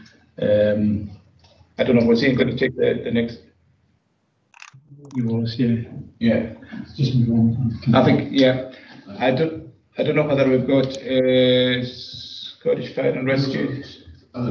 Chair, we have item 7. I think the Chief Executive will give an update on that. Okay, right.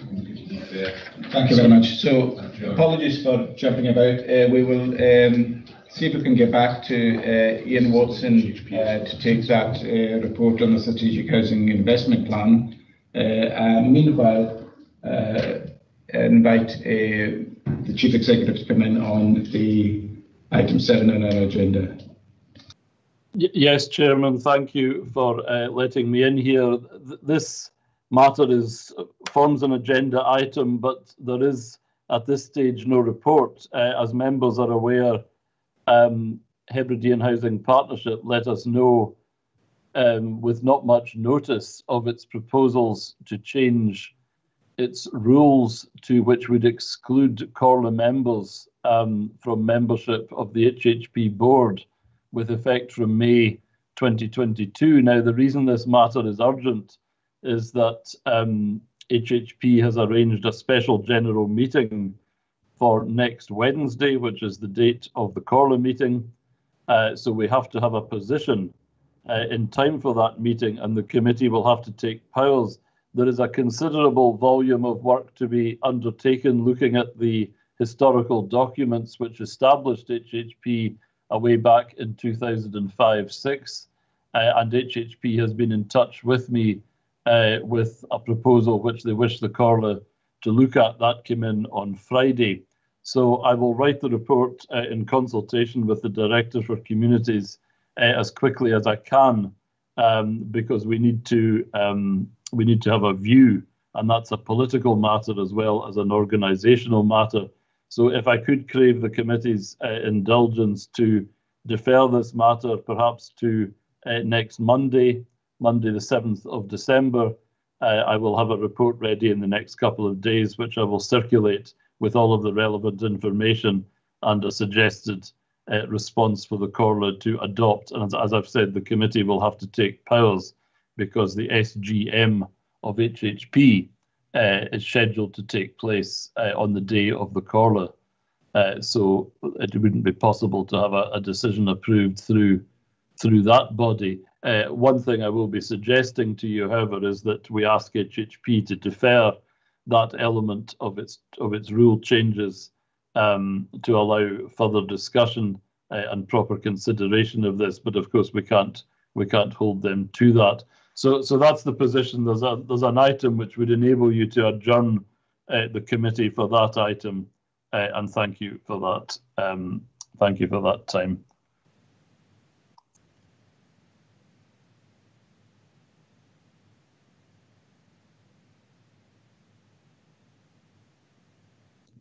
I think you're on mute, Chair.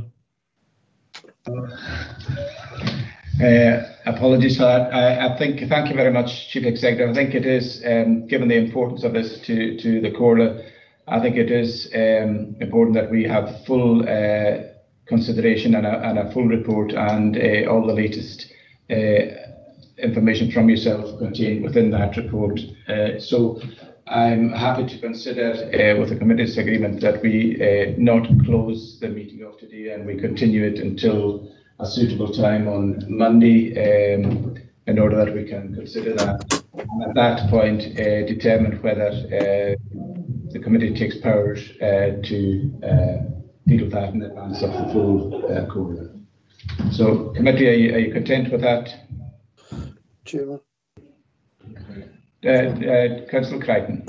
Thank you, Mr. Chairman. I'm not a member of your committee. I didn't quite get Mr. Burr's remarks at the very beginning, so I might have missed some of it. Just to ask, has HHP given reasons why they want to remove corner representation from their board? I'm sure you'll use that in your report, but I wasn't sure if you mentioned it at the beginning. And secondly, could you include in your report perhaps possible alternatives and avenues for us to explore on how our housing programme can be delivered in the future? Yes to both points, Chair. HHP have given an indication of why they want to change the rules, although I don't believe they're obliged to. And these will be set out and analysed in the report. And yes, I will speak to the Director for Communities about what other policy options may be open to the Corla. That might need a further report, depending on the Corla's choices in that regard. But we will set out the basis of that information. Thank you very much, Chief Executive. I take it the committee would be content to continue this meeting in order that we have that information early next week then. Councillor Nicholson, you wish to? Thank you, Chair. Can I just get a point of information from the Chief Executive? Do they have the right, Mr. Burr, to do this decision, considering they're tied into Scottish Government and housing, along with ourselves as an authority? Thank you very much, Councillor Nicholson. Can I suggest respectfully that the report will come to us in full next week, and we perhaps would be better to await that, and any questions can be answered then in the context of that fuller information. So I think we'll do that. I think I'm just making a ruling that we'll continue the meeting in order to consider that item at a suitable time on Monday. I don't know if we have a time slot as yet, but that will be circulated. We'll communicate to that members immediately following the time immediately following the meeting. We'll just continue that item and determine whether the committee wishes to take powers at that time and any other relevant further report that will be required. So thank you. I will try to make the answers. Right. I think hopefully Mr. Watson will be to join us at some point, but meanwhile I want to thank our colleagues in the fire service for holding back while we discussed the other earlier items. I hope that they're ready to join us. Welcome Group Manager Gavin Hammond and Area Manager Ian McLeod, two very familiar faces to the committee. Thank you for being with us today, and members will have the report before them in the agenda, and I think Gavin will speak to the report detailing the performance of Scottish Fire and Rescue Services in the Western Isles, and this is for the period of 1st July to 30th September 2020. Gavin, are you there? Chair, Councillors, ladies and gentlemen, good morning. Thank you very much for the opportunity to present the report. Hopefully you can hear me all clear without any too much background. As Chair, as you've rightly pointed out, the report that hopefully members have had sight of is for Q2. Notwithstanding, I'm acutely aware it's been some considerable time since we've had the time and opportunity to present performance reports for obvious challenging reasons that we're all acutely aware of. As per normal, if members are happy, rather than going through the finite detail of the report line by line, if I just highlight some areas that may be of more interest and focus for members, and then obviously invite the opportunity to take any questions. So if you've got the report in front of you, the first point of note that you'll be certainly interested in will be on page 3 around the local area plan review. That's the Scottish Fire and Rescue Service local area plan. Is under review and a refresh, and is currently awaiting internal approval, which would then obviously be shared with members appropriately. What it does do is, and what I was keen to do, was for it to provide the opportunity for us to focus activity influenced by local drivers. So yes, very much the requirement to link our local fire service plan to our strategic priorities and objectives, but definitely give us some more time and opportunity to explore the local drivers within that. And I'm happy to update members on that as we progress through. Page 4, you'll note the performance chart in terms of the main priority areas for the Scottish Fire and Rescue Service, and very much linked to our strategic priorities. You'll point to note predominantly on that is the increase in accidental dwelling fires, an increase on the year-to-date figures, and is very much attributed to the fact that more people are staying at home, or were staying at home during this period due to the COVID lockdown, and has certainly presented on a national level some significant challenges to those that are certainly more vulnerable within the communities. In fact, importantly, and of note to members, nationally we saw upwards of nearly a 50% increase in fire deaths over the lockdown period, predominantly sort of from March through to September, and again that's been attributed to some of the challenges around the COVID lockdown. Also on that chart, the unwanted fire alarm signal figures you'll note are actually on a downward spiral. That's predominantly again once again attributed to the fact that many sort of business premises locally and nationally were not operating due to lockdown. So obviously, you know, either not operating or fewer people inside the buildings actually resulted in less unwanted fire alarm signals. Moving across to page 6, one of the jumps out at everybody, I would suspect, in terms of home fire safety visits, our community safety engagement primary role. Quarterly targets, members are sort of reminded, are around 75 per quarter.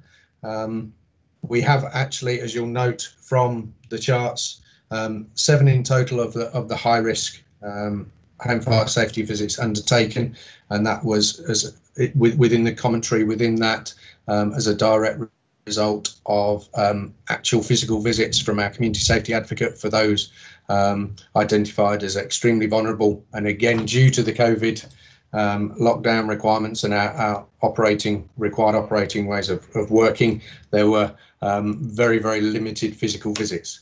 What we did as a service outside of that, because obviously we're aware of vulnerable members within our community, just to provide members with some reassurance, we did actually undertake over 120 phone contact consultations over that period to obviously provide the safety advice and reassurance for the quarter of those vulnerable people that are known to us and on our systems.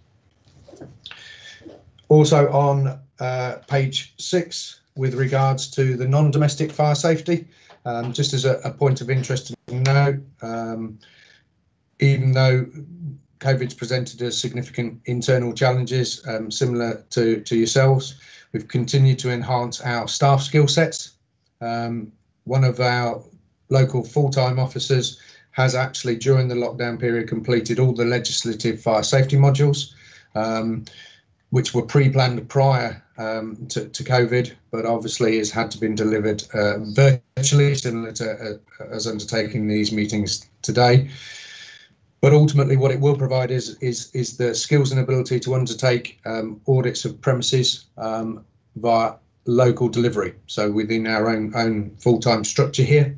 Now that is a significant period of development for those individuals, as I'm sure members can appreciate, but will leave us in a far better position to provide that local auditing of high-risk premises, as well as engagements with non-residential premises across Ireland as well. So that's really good news for us. Also, we've got a new station commander. If members will recall, Station Commander Lauder retired last year. There was a period of upwards of 6 months as individuals were required to have areas of development, but I'm pleased to say that we have a new station commander in post on Ireland, and may well be familiar and known to members, Station Commander Ross McRae, who actually started his fire service career actually on the Isle of Lewis, and through obviously moved on to the whole-time service, has been promoted through posts, and I'm pleased to say that he's now in post as the station commander for Lewis and Harris, and is actually moved back to the islands with his partner. So that's really good news. Page 10, there was the commentary in there obviously provides some positioning about the activity undertaken by the Scottish Fire and Rescue Service during COVID, and without going into a huge amount of detail, there's been a vast amount of work, as I'm sure members can appreciate, not only ensuring that our premises and our working practices have been significantly reviewed and risk assessed to ensure that we are able to maintain our frontline delivery whilst protecting our frontline staff, as well as then linking in with the multi-agency partnership response to COVID, with a significant amount of work undertaken via the emergency planning group to identify areas of potential risk pan-island, across the partner agencies and exploring areas where Scottish Fire and Rescue Service can provide some additional support and resilience, both internally and for other partners. Rather than me, I could go in item for item, Chair, which obviously I don't wish to hijack the meeting. So I'm happy to take any questions. Thank you very much indeed. And I extend my congratulations to the Station Commander Ross McRae. I think he's a former employee of the Corps at one point in his experience. So I'm delighted to learn of that, and many congratulations to him. Look forward to having further contact with him. Now, the report, as I said, obviously during the COVID lockdown, some of the additional work and responsibilities that the service undertakes has been curtailed somewhat, and it's quite understandable that that would be the case. Do members have any questions or comments on the report as it was presented by Gavin?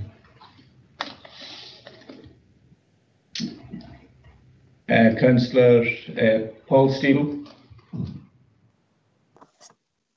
Thank you, Chair. Just want to ask Gavin about recruitment. I believe you've got some new recruits and training happening in the Western Isles. Could you give us a bit of detail about that? Gavin, do you want to respond? Thank you, Chair. Thank you, Councillor Steele. Yes, we have continued to work towards business critical and risk critical areas in terms of training, recruitment, succession planning, and competency training. We, during lockdown, because it's business critical, have continued to hold what we call pre-selection testing, which is in terms of what those that are interested in joining the service have to attend and pass in order for them to then progress on to the task and task management training. That has continued.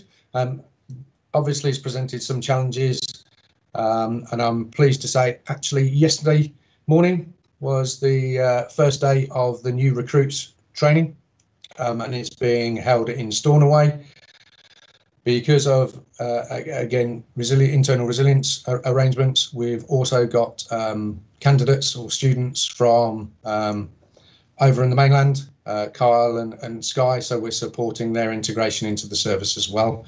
And we're also looking further forward, which again, as per normal, I'll call on members' support for our next recruitment drive is due to be in February. Because of the ongoing challenges and the context in which we work, you'll be more than familiar of the rhetoric that I very often share with you in terms of the challenges for recruiting. So any support that councillors can provide to that vein, then that would be very, very much appreciated. But yes, we have continued recruitment. It does still present us some significant challenges, it has to be said. Hopefully that answers your question. Yeah, thank you. Thank you very much, Gavin. Yeah, I mean, we're always pleased to support the work of our partner organisation, Scottish Fire and Rescue Services, and I'm sure anything we can do to publicise and help highlight these opportunities, we will do so. And obviously at these meetings, it's another way of doing that and getting to a wider public. Thank you for that. Convener, do you want to come in? Thank you, Chair, and again, declaring an interest as being a member of the Scottish Fire and Rescue Service.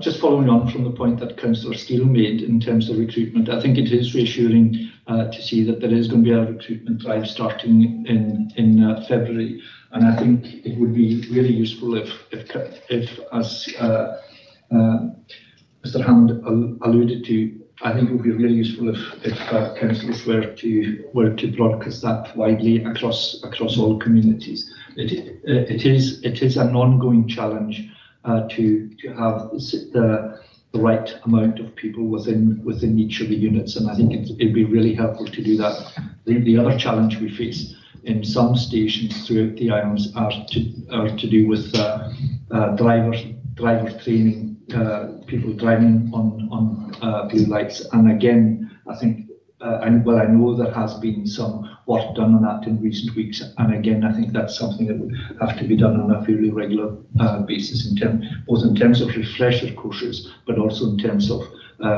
people being able to achieve their LGV license as part of that process as well. And I think it is good to see people coming from other parts of the Highlands and Islands for training in the unit, both at the fire station in Stornoway and the unit down at the airport.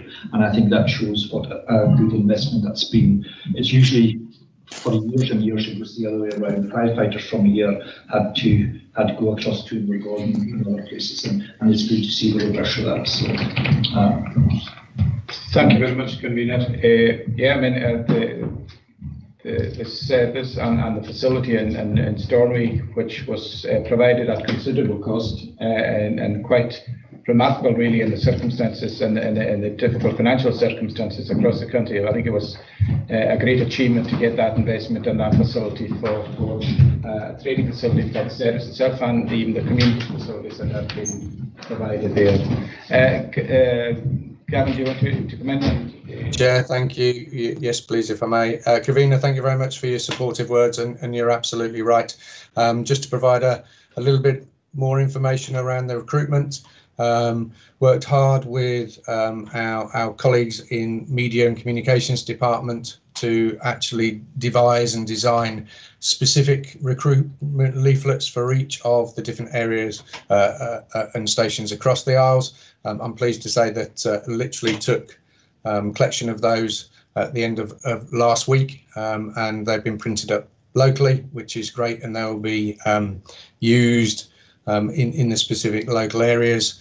Alongside that, we've also devised and designed a e-poster, which I think is possibly an area where members can support us on, so the use of social media. And I know I've had offers previously from some members, so if councillors are happy, able and willing to, within the different locations, to share via sort of social media and other channels those posters and get that out more widely. What it does do is encourage any interested parties to actually contact local officers, have those conversations till they get a greater understanding of the expectations of the role of a firefighter, rather than sort of the non-contact. So they've got a greater understanding of the role, and hopefully that will increase the interest in potential new recruits. In terms of skill sets and driving, there has been significant challenges with an awful lot of the requirements to not only attain but maintain skills, the requirement to go across to the mainland to undertake those courses.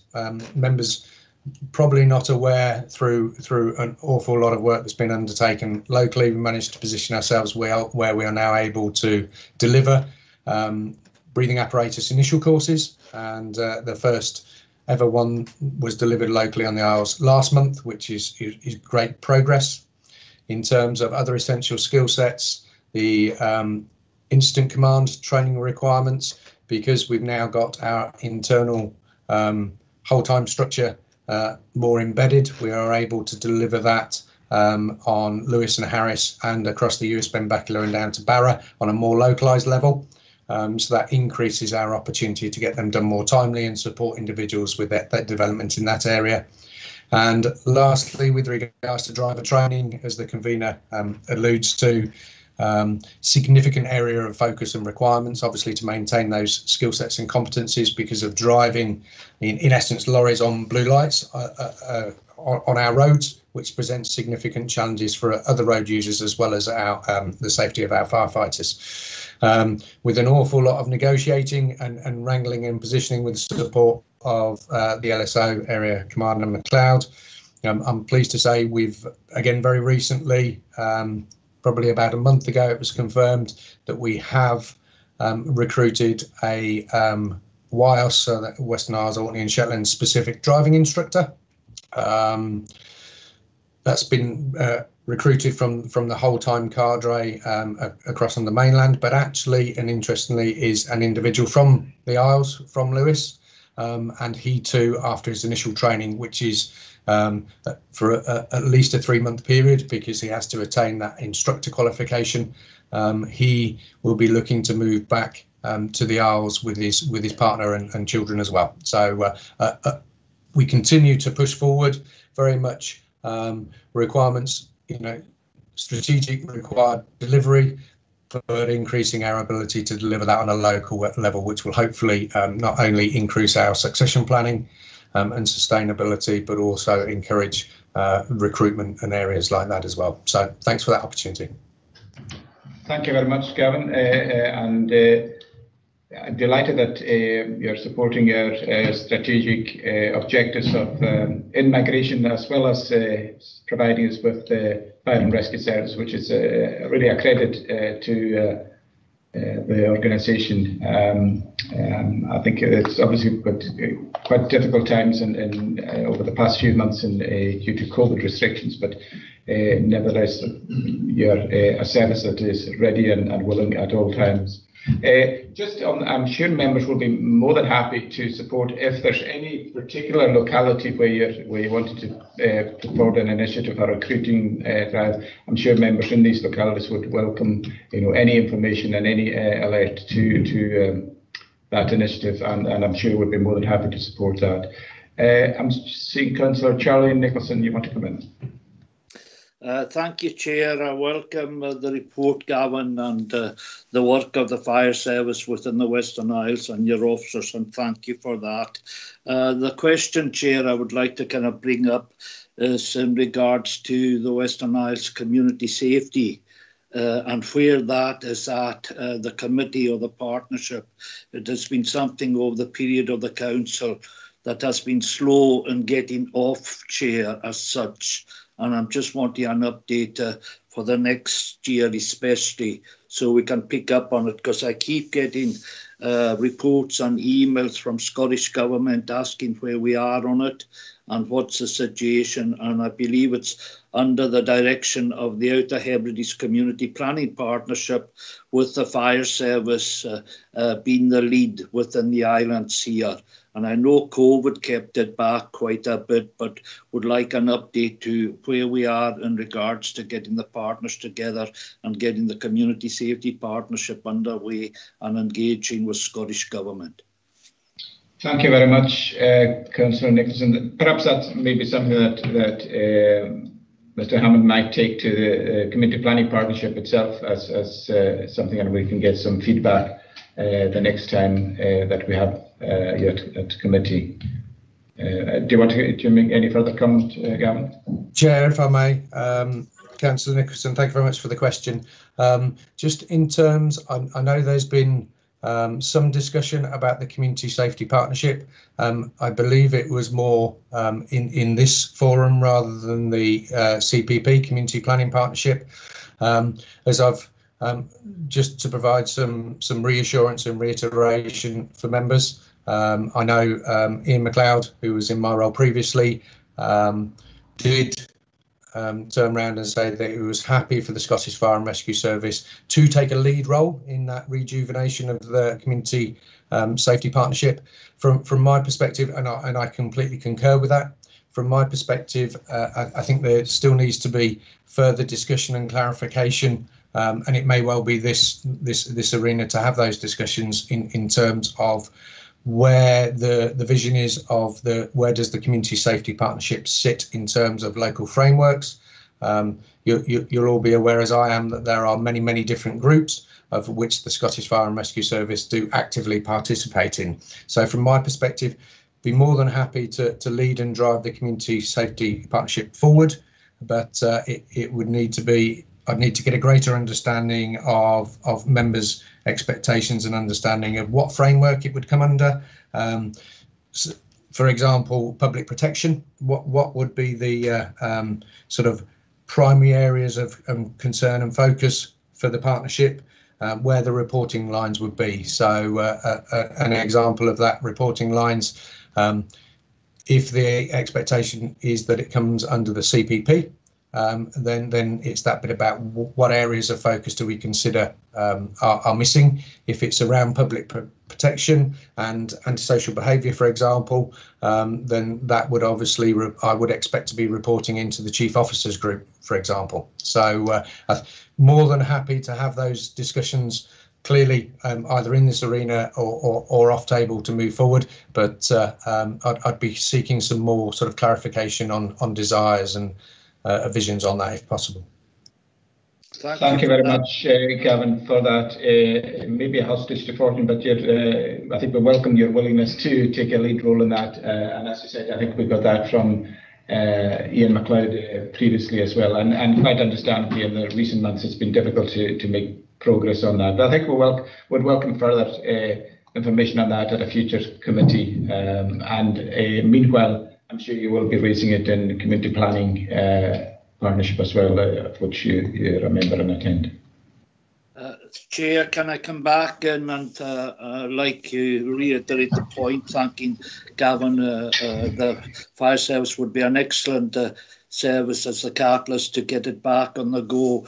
But to help Gavin along with the questions that he's put forward to us today, then if, along with the Director and Frank Crichton, there is already a plan made up for the Western Isles under the old Community Safety Partnership. It was in conjunction with the RNLI, with the World Health Organization, with Scottish Government, etc.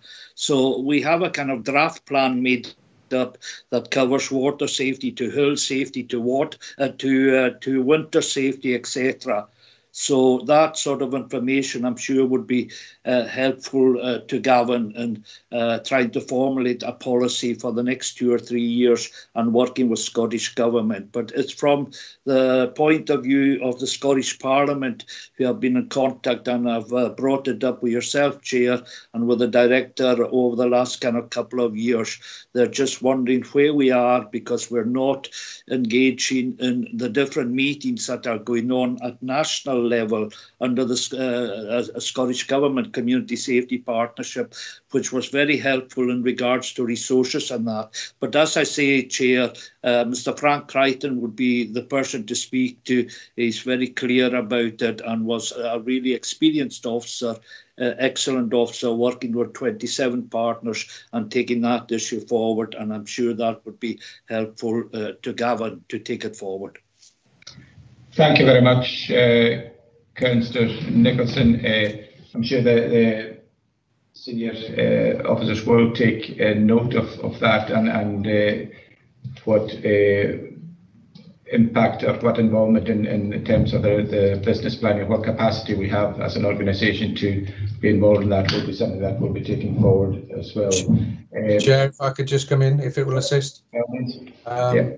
Maybe as a suggestion, I'm more than happy to move discussions forward, obviously outside of this arena, involving Councillor Nicholson and Malcolm Burr, to understand some of the governance arrangements. I think it's great news that there's sort of some draft or previous plans in place about delivery. I think it's in terms of initially we need to understand the governance and frameworks, and I'm more than happy to arrange some meetings to involve Councillor Nicholson if he so wishes with Malcolm Burr to move that forward, if that's a favourable suggestion.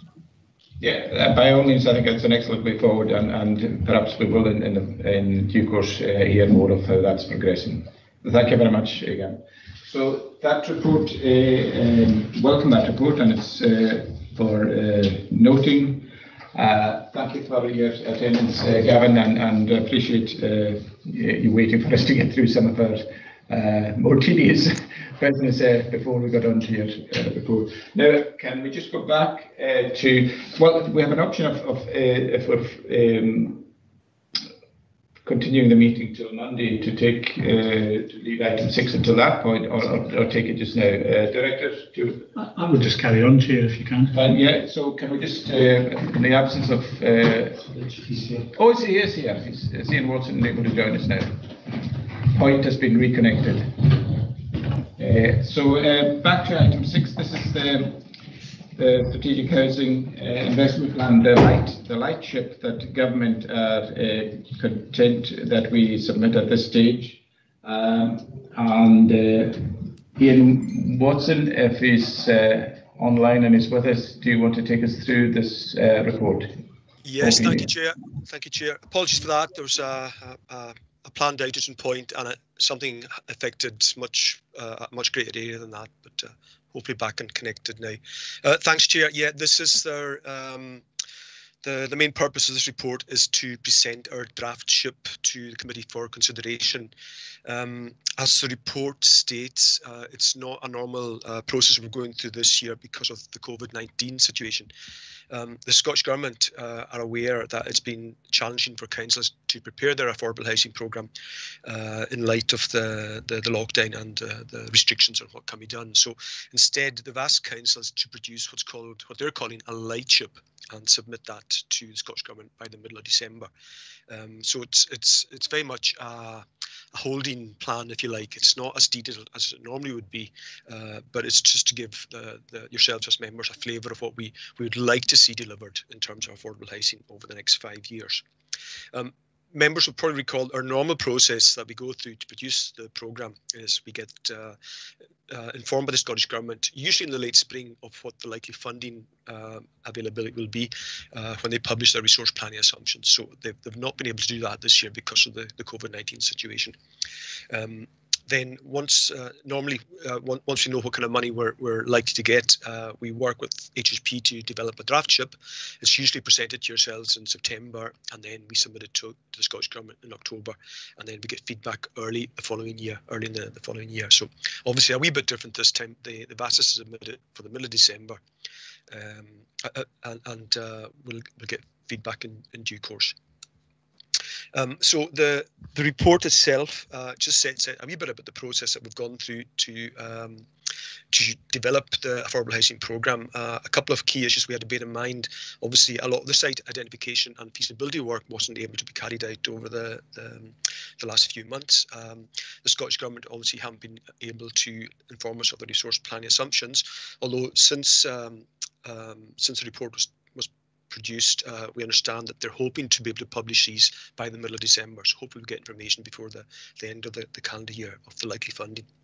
And as the Director mentioned in the performance report, there had been an element of slippage in the programme because of the lockdown on the construction sites. But pleased to say HSP and their partners have done a pretty good and have got the sites they had back up and running fairly quickly. So that's obviously helped the process.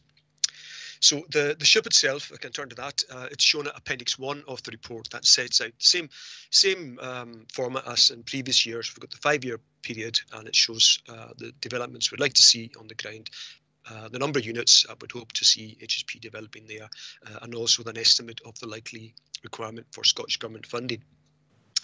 And just for a bit more information for members, Appendix 2 of the report, we've included information on HSP's current waiting list for each of the proposed sites as well, to give you an idea of what kind of demand is out there at the moment. So the SHIP itself, there's a few key considerations we've kept in mind when we're preparing it between ourselves and HSP. First one was to maintain the rural-urban split. You'll recall back in October 2017, a decision was taken to have an aspirational target of 55% of the new affordable homes to be built in rural areas. So we've aimed for that, and at the moment we're looking at 56% in rural areas and 44% in Stornoway. We've also tried to provide a good geographic spread on the SHIP so that there's developments happening on all the islands in the chain. We've also included opportunities for some Stornoway regeneration work, and in the report we give an example of perhaps the Nation development when that closes down and it's moved to the new development of Gotill Farm. There could be opportunities for developing there, or it could be a town centre development that we could look at. We've also kept in mind key rural economic and population retention projects. An example of that within the SHIP is the proposed development at Scott Road in Tarbert. Not only will that have a housing element, but there's also opportunity for working with other partners to look at providing accommodation for seasonal workers, which would have a very positive impact on the economy of Harris. We've also looked at the extra care housing agenda, as well as the ongoing development of Cothill Farm of 50 extra care houses. We have made provision for 10 units in Barra as part of the wider Castle Bay campus development. So we've got that down in year 3 of the SHIP at the moment, but that might change depending on how the overall project goes. And the final issue we've kept in mind when we prepared the SHIP was supporting the rapid rehousing agenda. Members will be aware of the move towards trying to reduce homelessness as much as possible. A key strand of that is making the houses available in the area where people are homeless. So that would obviously mean housing in Stornoway being used to try and help people move into their own tenancies sooner rather than later. So like I said, the proposed SHIP is set out in Appendix 1 of the report. But before I finish, I just want to make reference to the Rural Housing Fund. As part of the work that we do, we have to notify the Scottish Government of the likely Rural Housing Fund submissions that are going to be coming forward from the island. So at the moment, TIG are working on 3 for that particular scheme. There's one in Stornoway for 4 units, one in Lochmarlie for 6 units, which will be in partnership with a larger HHP development, and extra works that the developer themselves are doing in the old Lochmarlie Hospital. And TIG are also looking at 2 further units in Point. So these will hopefully be progressing next year as well, in parallel to the mainstream affordable housing programme. And also just to make members aware that the Scottish Government have only just recently announced that the Rural and Islands Housing Fund will be continuing for another 3 years, which is really good news. It had been due to finish in the spring of next year, but it's good news to hear it's being extended for a further 3 years. And there will be £30 million made available for that. So again, we'll be encouraging TIG and other local organisations to put bids in for that. So like I was saying, Appendix 1 sets out the proposed SHIP. It's looking at 226 new units and a requirement of just over £31 million of Scottish Government funding over the next 5 years. We'll get a better idea, hopefully, in the middle of the month, what the likely funding is going to be. So at the moment, we're not quite sure if the Scottish Government will want us to revisit the SHIP early in the new year when the funding levels are available, or it will just be rolled forward into part of the normal annual SHIP development process. But we'll find out and report back in due course. The final thing to say was the report's been considered by the Communities and Housing MAG last week, and so a good debate took place then. So happy to get any questions members might have about the proposed SHIP for the next 5 years. Thank you, Chair. Thank you very much indeed, Mr. Orton. Certainly welcome the Rural and Islands Housing Fund being continued for a further 3 years. There was, as you said, there was a good discussion on it at the member officer working group, and also made quite a bit of reference to at that forum to the involvement of the newest housing group. I can't quite remember the name, but and also the meeting with the young people from UIST. There has been quite a bit of quite good, encouraging press on that over the past while, and it's certainly good to see. And I think getting an audience with the housing minister was quite an achievement as well for people in UIST for that. It is, as I said, necessarily electric. We don't have the full resource planning information as to how much we're going to have over the piece, but there is a substantial amount of development work outlined in the SHIP as it's presented to us here, and it will be, along with all the other work that's projected over the next 2-3 years, major capital works. I'm sure it will be both a challenge and an opportunity for the local construction sector to get involved in as well. I see Councillor Nicholson, you want to come in? Thank you, Chair, and like the rest of the members, welcome this excellent report put forward by Mr. Watson, staff and partners. And you mentioned there, Chair, the importance of young people and the different meetings that were going on. And I would like to put forward to committee, I've mentioned it at the previous meeting of the Housing Sub, a proposal, Chair, that we look at a land banking needs assessment officer funded by HHP, TIG and ourselves. The issue we have just now, and it's not actually picked up within the report here about the land, and we have a really good officer that has encouraged other homes in the islands to come back, the empty homes officer. And we do need to get to this issue about land for young people and young families. When you look at the situation over the last while and that, you look at our own area and the average house price, if you take something like Carras, is 212,000. If you take somewhere like Broad Bay, it's 156,000. Then when you go to kind of further afield to Skye and Raasay, it's 256,000. Island and Jura, 387,000 averaging, and Isle of Mull, 333,000. Now, we welcome this housing, but we need to start working, focusing on getting land with the different community landlords, the grazing committees, a more focused approach. I know we've been having a little engagement over the last couple of years, but there is a major need, as the young people have been indicating from the Southern Isles, the aspect of access of land. And I see on our agenda, the next item, outstanding reports number 2, I think it is, on the engagement with grazing committees, etc.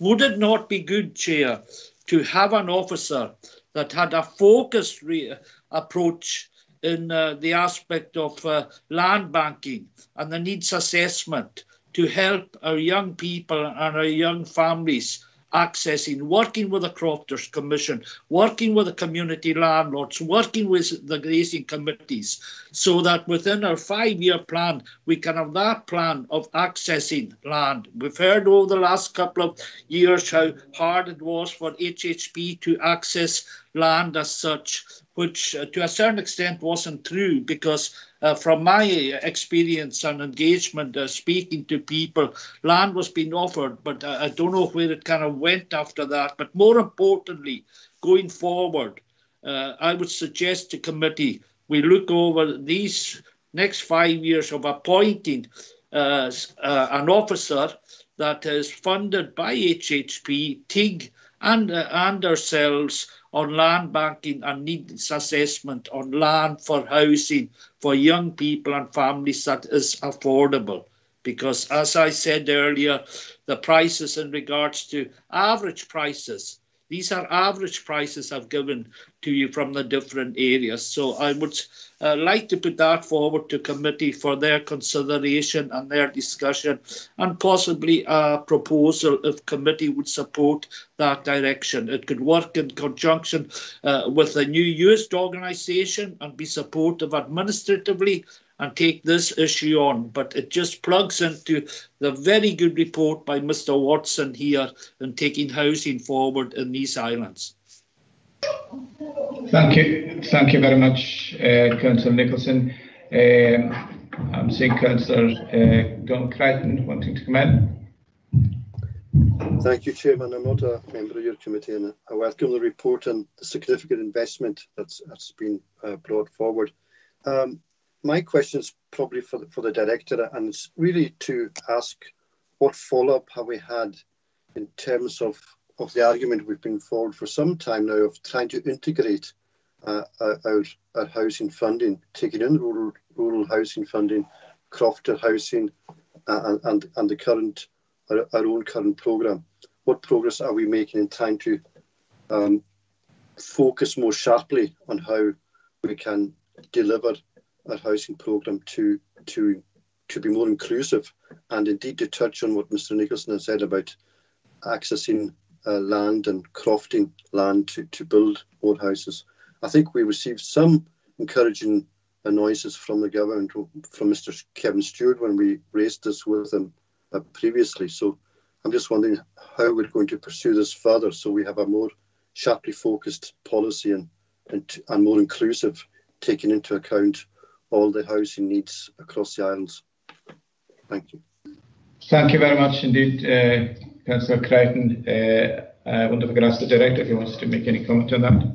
Thanks, Chair. There has been progress, but I think the progress is limited. I think the government now recognise the point and the case that the Coroner is making about all the various housing silos being a bit more integrated, and for one cohesive approach to be taken across these various different silos. So there is a discussion. A discussion has opened, which was very difficult to have until fairly recently. The Housing Minister has indicated that he is interested to hear thoughts and ideas. So we're engaging with his staff in More Houses Division just to explore some ideas around that. So progress is slow, but at least the government is now listening to ideas, and there seems to be a willingness to engage with ideas there, which I don't think was there in the past. So some progress, but limited, but I would hope we see further progress over the coming months. Thank you very much. I know that sometimes it can be quite tedious and time consuming, but I know from previous reports we've had from the section that although it is difficult, it's not been an encumbrance that we have not managed to overcome in the past. So releasing land, particularly releasing crofting land, is something of a challenge, but we continue to work with partnerships in the community, with cohesive committees, with community landlords, and as Councillor Nicholson rightly reminded us, there is a report outstanding, and there is action ongoing on that at the moment as well. I'm sure Mr. Watson may update us on that. Before asking to come in, Councillor Ian MacLeod, if you want to come in. Thank you, Chair, and thank you, Ian, for the report. Just a thought on, in particular, South Uist, where our social landlord has actually probably sold off more units than they have actually built. So it appears we're going to get 6 more in year 2 on the ship here at the moment. But reality is, in the last couple of years, they sold off 6 in Boystow. I believe there's plans to sell off more in Dalibra. So the actual number of stock housing left is not going up. Is that something we should be challenging, or?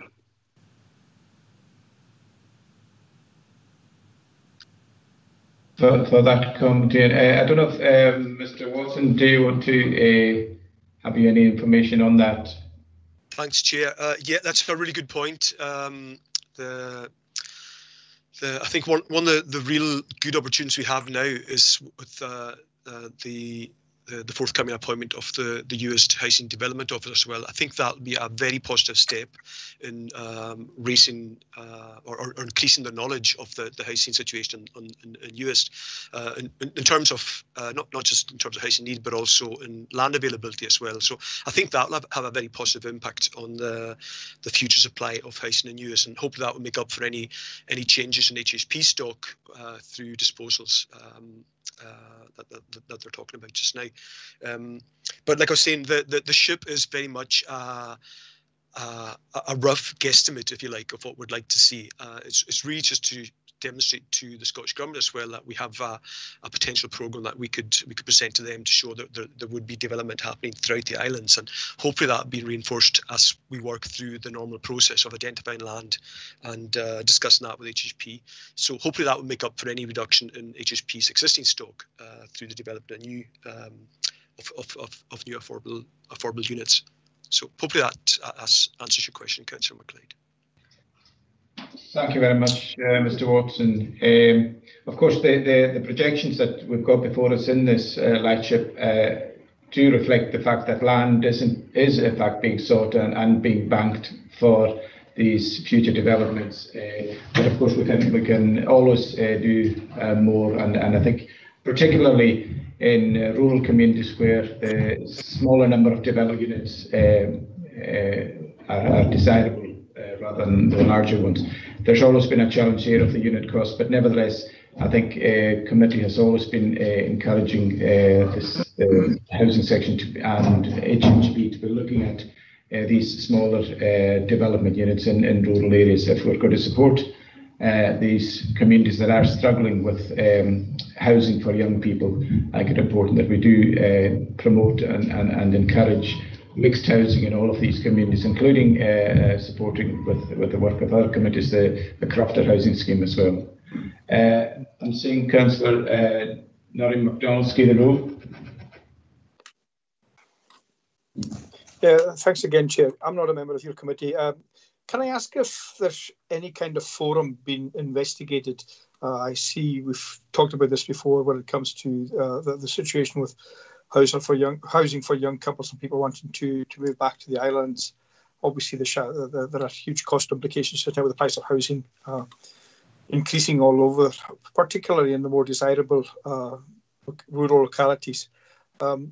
I saw our MSP put something on Facebook the other day about this particular crisis, as if to say, crisis, there it is, who's going to do something about it? You know, ignoring the fact that, you know, he's a member of the Scottish Government. Are we providing any kind of forum? Are we investigating the possibility of any kind of forum between ourselves, the Crofting Commission, the trusts, the various local landlords, Scottish Government, HIE, everybody? Or is it some kind of Mexican standoff where we all look at the problem and say, yeah, there's a problem. Who's going to do something about it? Because currently I don't see, and I may be naive here, but maybe Colomina or yourself can tell me, are we pushing to get some kind of sit round the table, thrash out of what's going on, and if there is something that can be done about it? Or as I said, is it some kind of Mexican standoff where we all just stand there looking at the problem and wondering who's going to do something about it? Thank you very much, Councillor MacDonald. I know that in the past we certainly have gone out to both community landlords and Grayson's committees, and I understand some of the feedback from that is that the views that they would welcome more individual discussion and sit round at locality level rather than a larger forum where we can just drill down into particular issues within these localities. So, and I think certainly had discussions with the housing team, and that's something that is planned to be rolled out over the next while. Of course, having these meetings face to face, it's always better, and with the COVID situation, there's been that difficulty. But I would hope that over the coming months that we would be able to do that. But meanwhile, I think there is that contact being established, and these things are being set up. I'll take Councillor Ray McKenzie, then Councillor Paul Steele. Thank you, Chairman. Well, I welcome the report, obviously, and it's good to know what the plans are. But as has been mentioned, you know, you need to have the wherewithal to do it. And I did raise this matter back in September about housing for young people coming back to the island and people on the island. And there is this interim report. I was going to bring it up under the next item, but since it's been mentioned that there would be an interim report brought forward at a later meeting. Sorry, a report being brought forward to a later meeting. But could we have an interim report? Because I wouldn't like to see this report coming before us and sometime in the future, you know, and if we could at least have an interim report on the situation regarding, you know, current talks with grazing committees, which was discussed at the last in September, and you know, not let the thing drag on too much and to keep the pressure on. Thank you. Thank you very much, Councillor McKenzie. I know it's not been for lack of desire to get these things going, but the reality is that COVID has had a curtailing effect on some of these activities. I am certainly keen that we progress these discussions, and I think the feedback, as I said, from a number of areas was that they would prefer to have more specific locality discussions with Grayson's committees and community landlords from a particular part of the islands, and I'm quite happy to participate in that, and subject to officer time availability, that is something that we would wish to develop further, as hopefully, as we move into next year, that the restrictions will become less and that we're able to meet in face-to-face with these community organisations. Councillor Paul Steele and then Councillor Gordon. Thank you, Chair.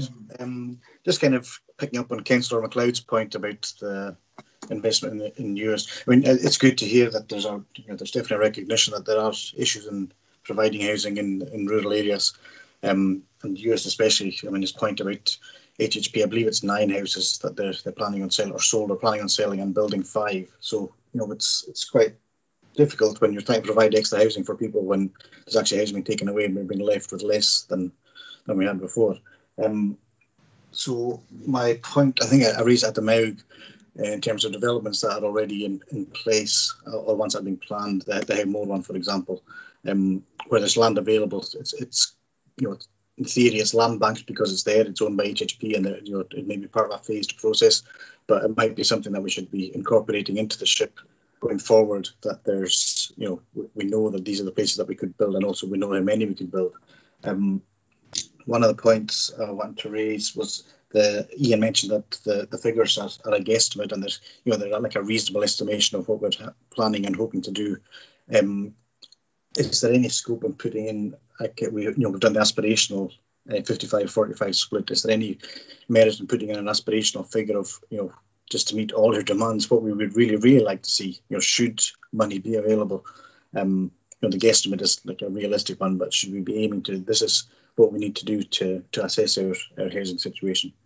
I think that was all that I've mentioned. Thank you. Thank you very much, Paul. I think I agree with all your comments there, and I think we will maybe take up the opportunity of having some more informal discussions through the MAUG and explore some of these options over the piece. Also, I mean, just a passing comment on the fact that people who may have been tenants of social housing or houses that are becoming available for buying in the community through HHP. I mean, that's something in many ways to be welcomed if people are able to have a heritable asset themselves and a more permanent home. We don't tend to get movement within the housing stock in the way that perhaps they get on the mainland. But I think, yes, I mean, the fact that we want to see a net plus number of houses available for rent or for shared equity or any of the other schemes, and developing these options, particularly in the rural areas, is something that we want to be focusing on. I think all would agree on that. Councillor Charlie Nicholson. Thank you, Chair. I would wish to put forward a proposal to committee after the discussion of other members in regards to the excellent report put forward by Mr. Watson and the department and team. Councillor Nicholson, I think I would caution at this time committing ourselves to additional cost where all along in the committee today we're talking about some substantial savings that still have to be found in budget. I applaud and agree with your desire to have more land becoming available. Whether that objective can be achieved in some other way, I think I would want to explore the most cost-effective way of doing that and driving that forward before we would commit to additional costs. But your objective is laudable, and I think I would absolutely agree with it. But I think I would want to see what other ways we could achieve these ends other than increasing our costs, as there would obviously be a cost increase in that. But I welcome and agree with your sentiment and the objective that you're setting. Councillor Murray. Chair, can I come back please on that? Because I take on board what you've said there as such. And Councillor Norman MacDonald, Skiraroo, made a very important point on the basis of where we're at and where we're going with this. And We're not only talking COVID, we're talking the last 5 years, folks, about the issue of land and accessibility of land. And there are 1 or 2 good schemes out there that are ongoing by grazing committees. And I take on board, Chair, your point about the importance of locality and that. But there can be locality and there can be forum group in regards to this. And I also take on board the financial pressures that we're under. And I would be putting forward that the proposal, the motion to committee, we investigate the appointment of a land banking assessment needs officer funded by HHP, Tai Ishnagal and the council for the 5-year SHIP. Because you said something interesting just a wee while ago, Chair. You said you were very happy to go out and engage with people. Yeah, excellent. And I would support that.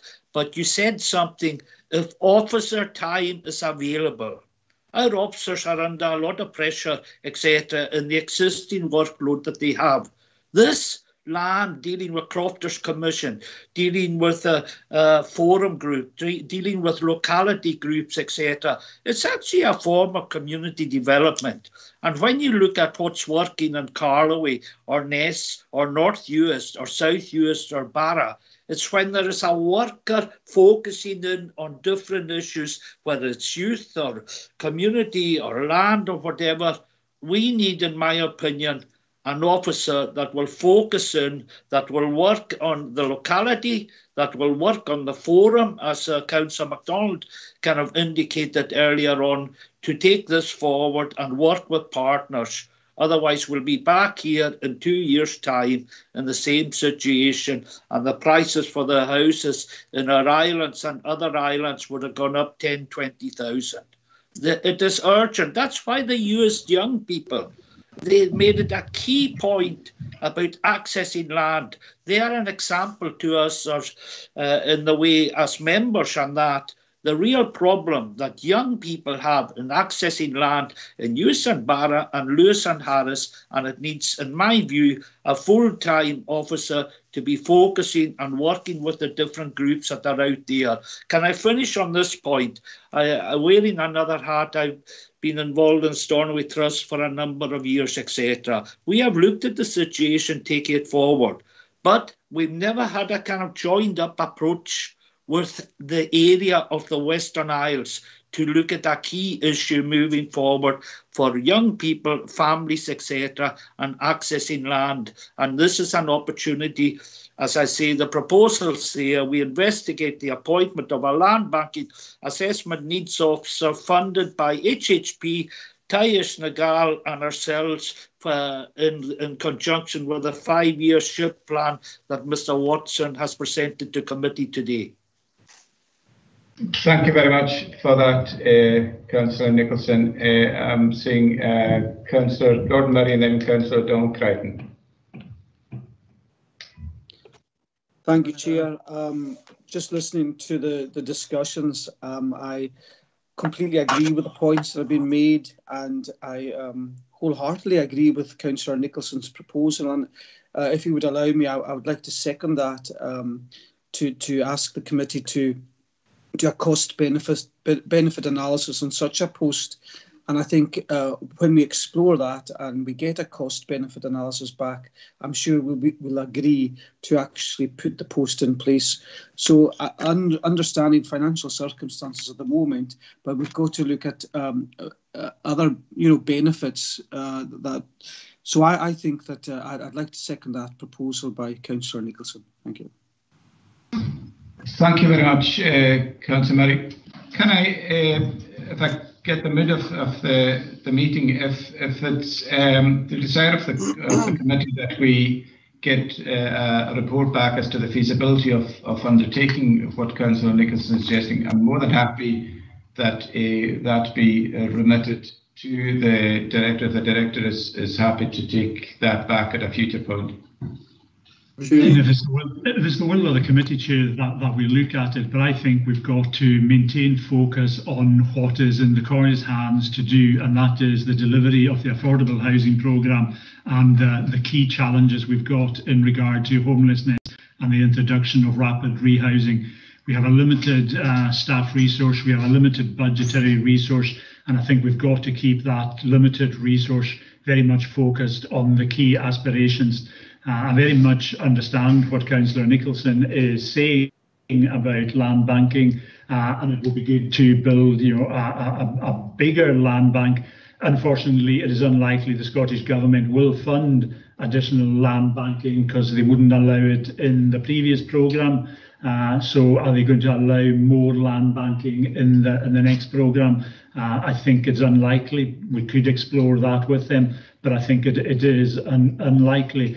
What are we able to do for the house or prices in the market? It is a market operation where there is a willing buyer and a willing seller. There is very little interventionist tools that we have.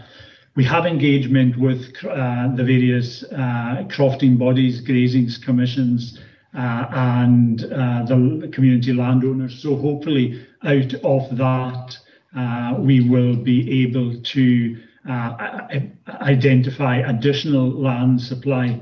I think it is highly unlikely that our partners in HHP and TIG have additional resources to put to further staff resource. So I think, willing, if it's the will of the committee that we investigate it, we will investigate it, but I think at this stage it is an unlikely outcome. Thank you very much, Director. Councillor Crichton. Thank you, Chairman. I'm not a member of your committee. Can I refer to the outstanding reports that Mr. Nicholson mentioned before about access to land? There's a report still pending on that issue.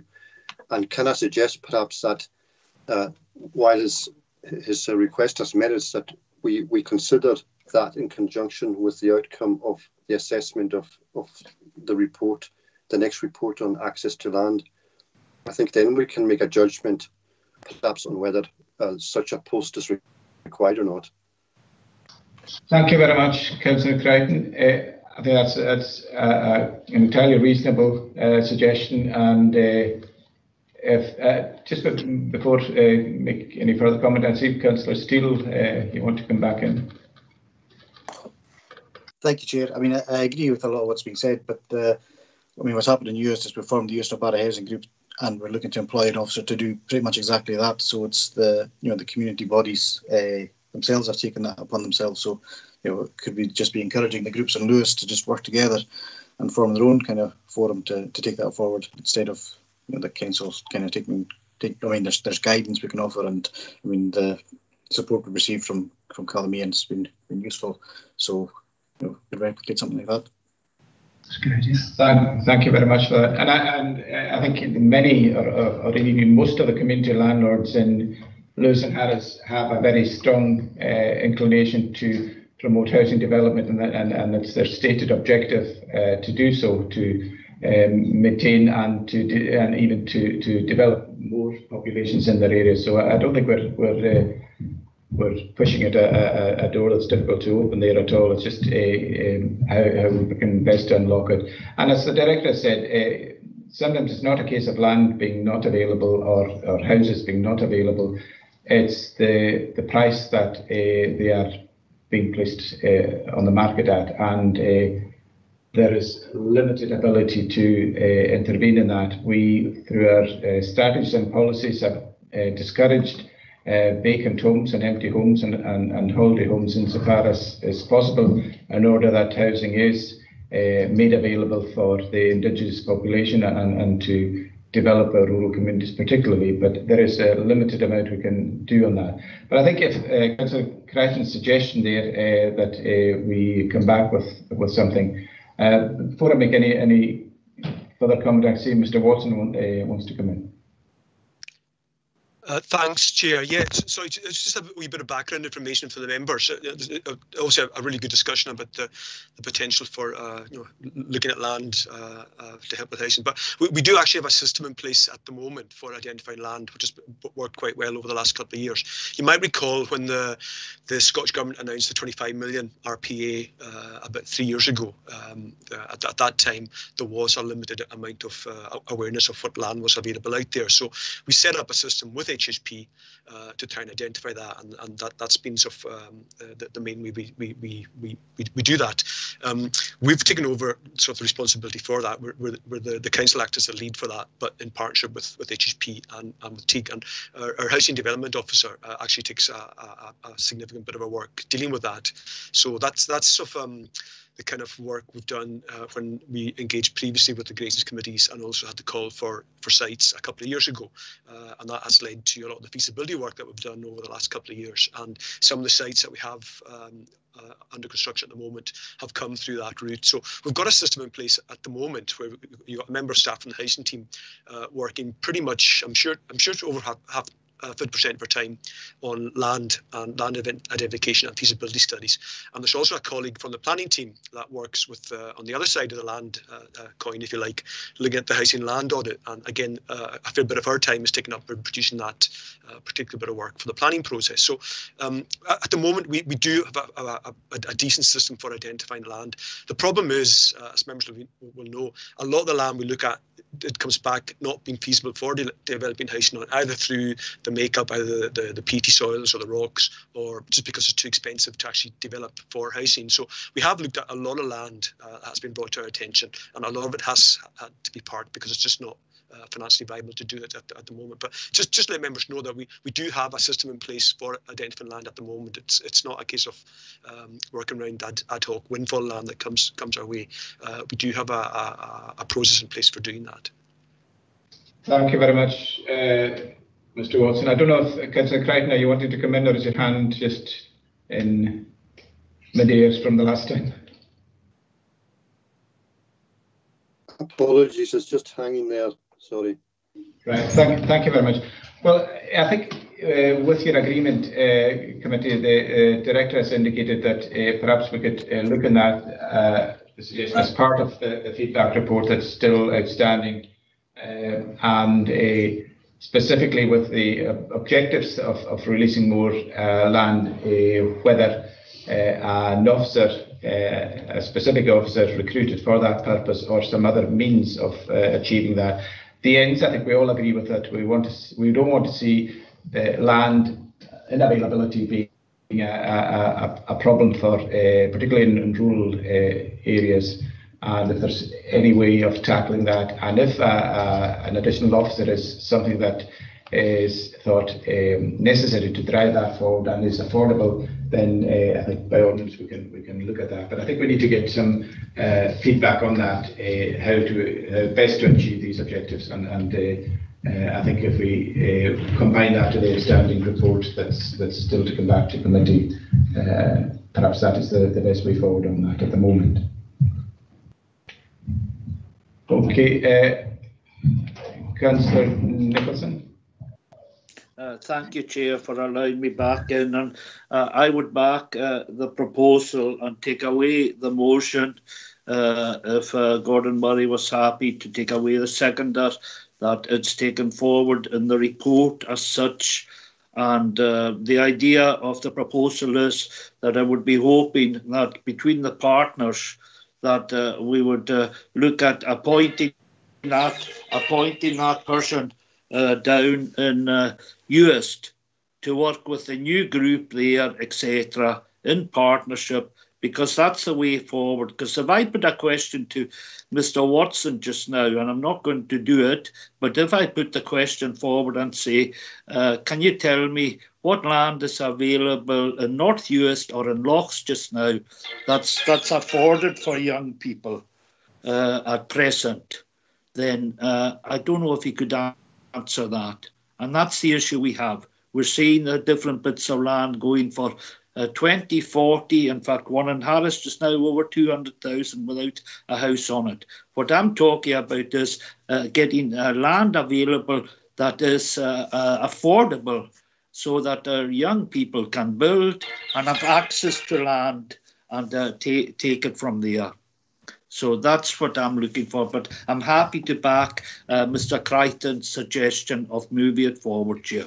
Thank you. Thank you very much, Councillor. I appreciate your comments there, and I think that is a sensible way forward, that we bring it back as part of that report. And I think meanwhile there's going to be development work going on with further consultation with community groups, with community landlords, and with Grace's committees, and that be a program, an ongoing program as time allows. So the report at 3.1 is there for your agreement. Thank you, members. Now that just takes us to item 9, the reports outstanding, of which we've referred to one already.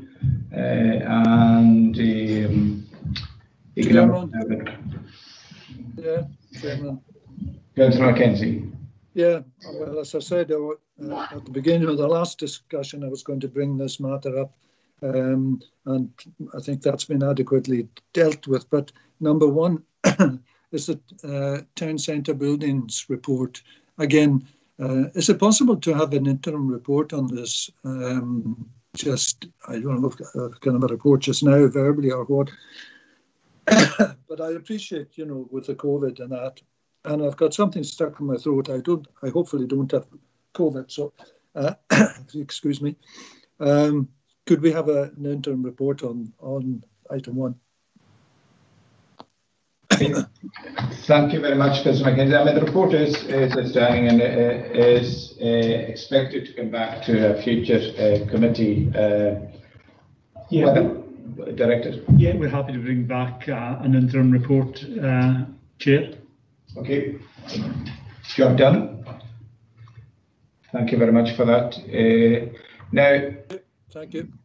Normally we would close the meeting at this stage, but as we indicated earlier, the item on HHP board membership, because of new information emerging and some further information required, I propose to continue this meeting until Monday, adjourn the meeting until Monday, at which time we'll be able to get a full and comprehensive report from the Chief Executive in order to consider a response to the reported actions of HHP in the way they're going to select their board members for their board. So that will be notified to us. I'll notify members immediately following the meeting, and the team's invite will go out. Thank you very much, Mr. Mackay. So we're just adjourning this meeting and till Monday, and you will be notified as soon as possible of a time and the links to come into that meeting. Thank you very much for your attendance, for your contribution today, and hopefully we will see you on Monday for that agenda item. Thank you. Thank you, Chair. Thank you, Chair.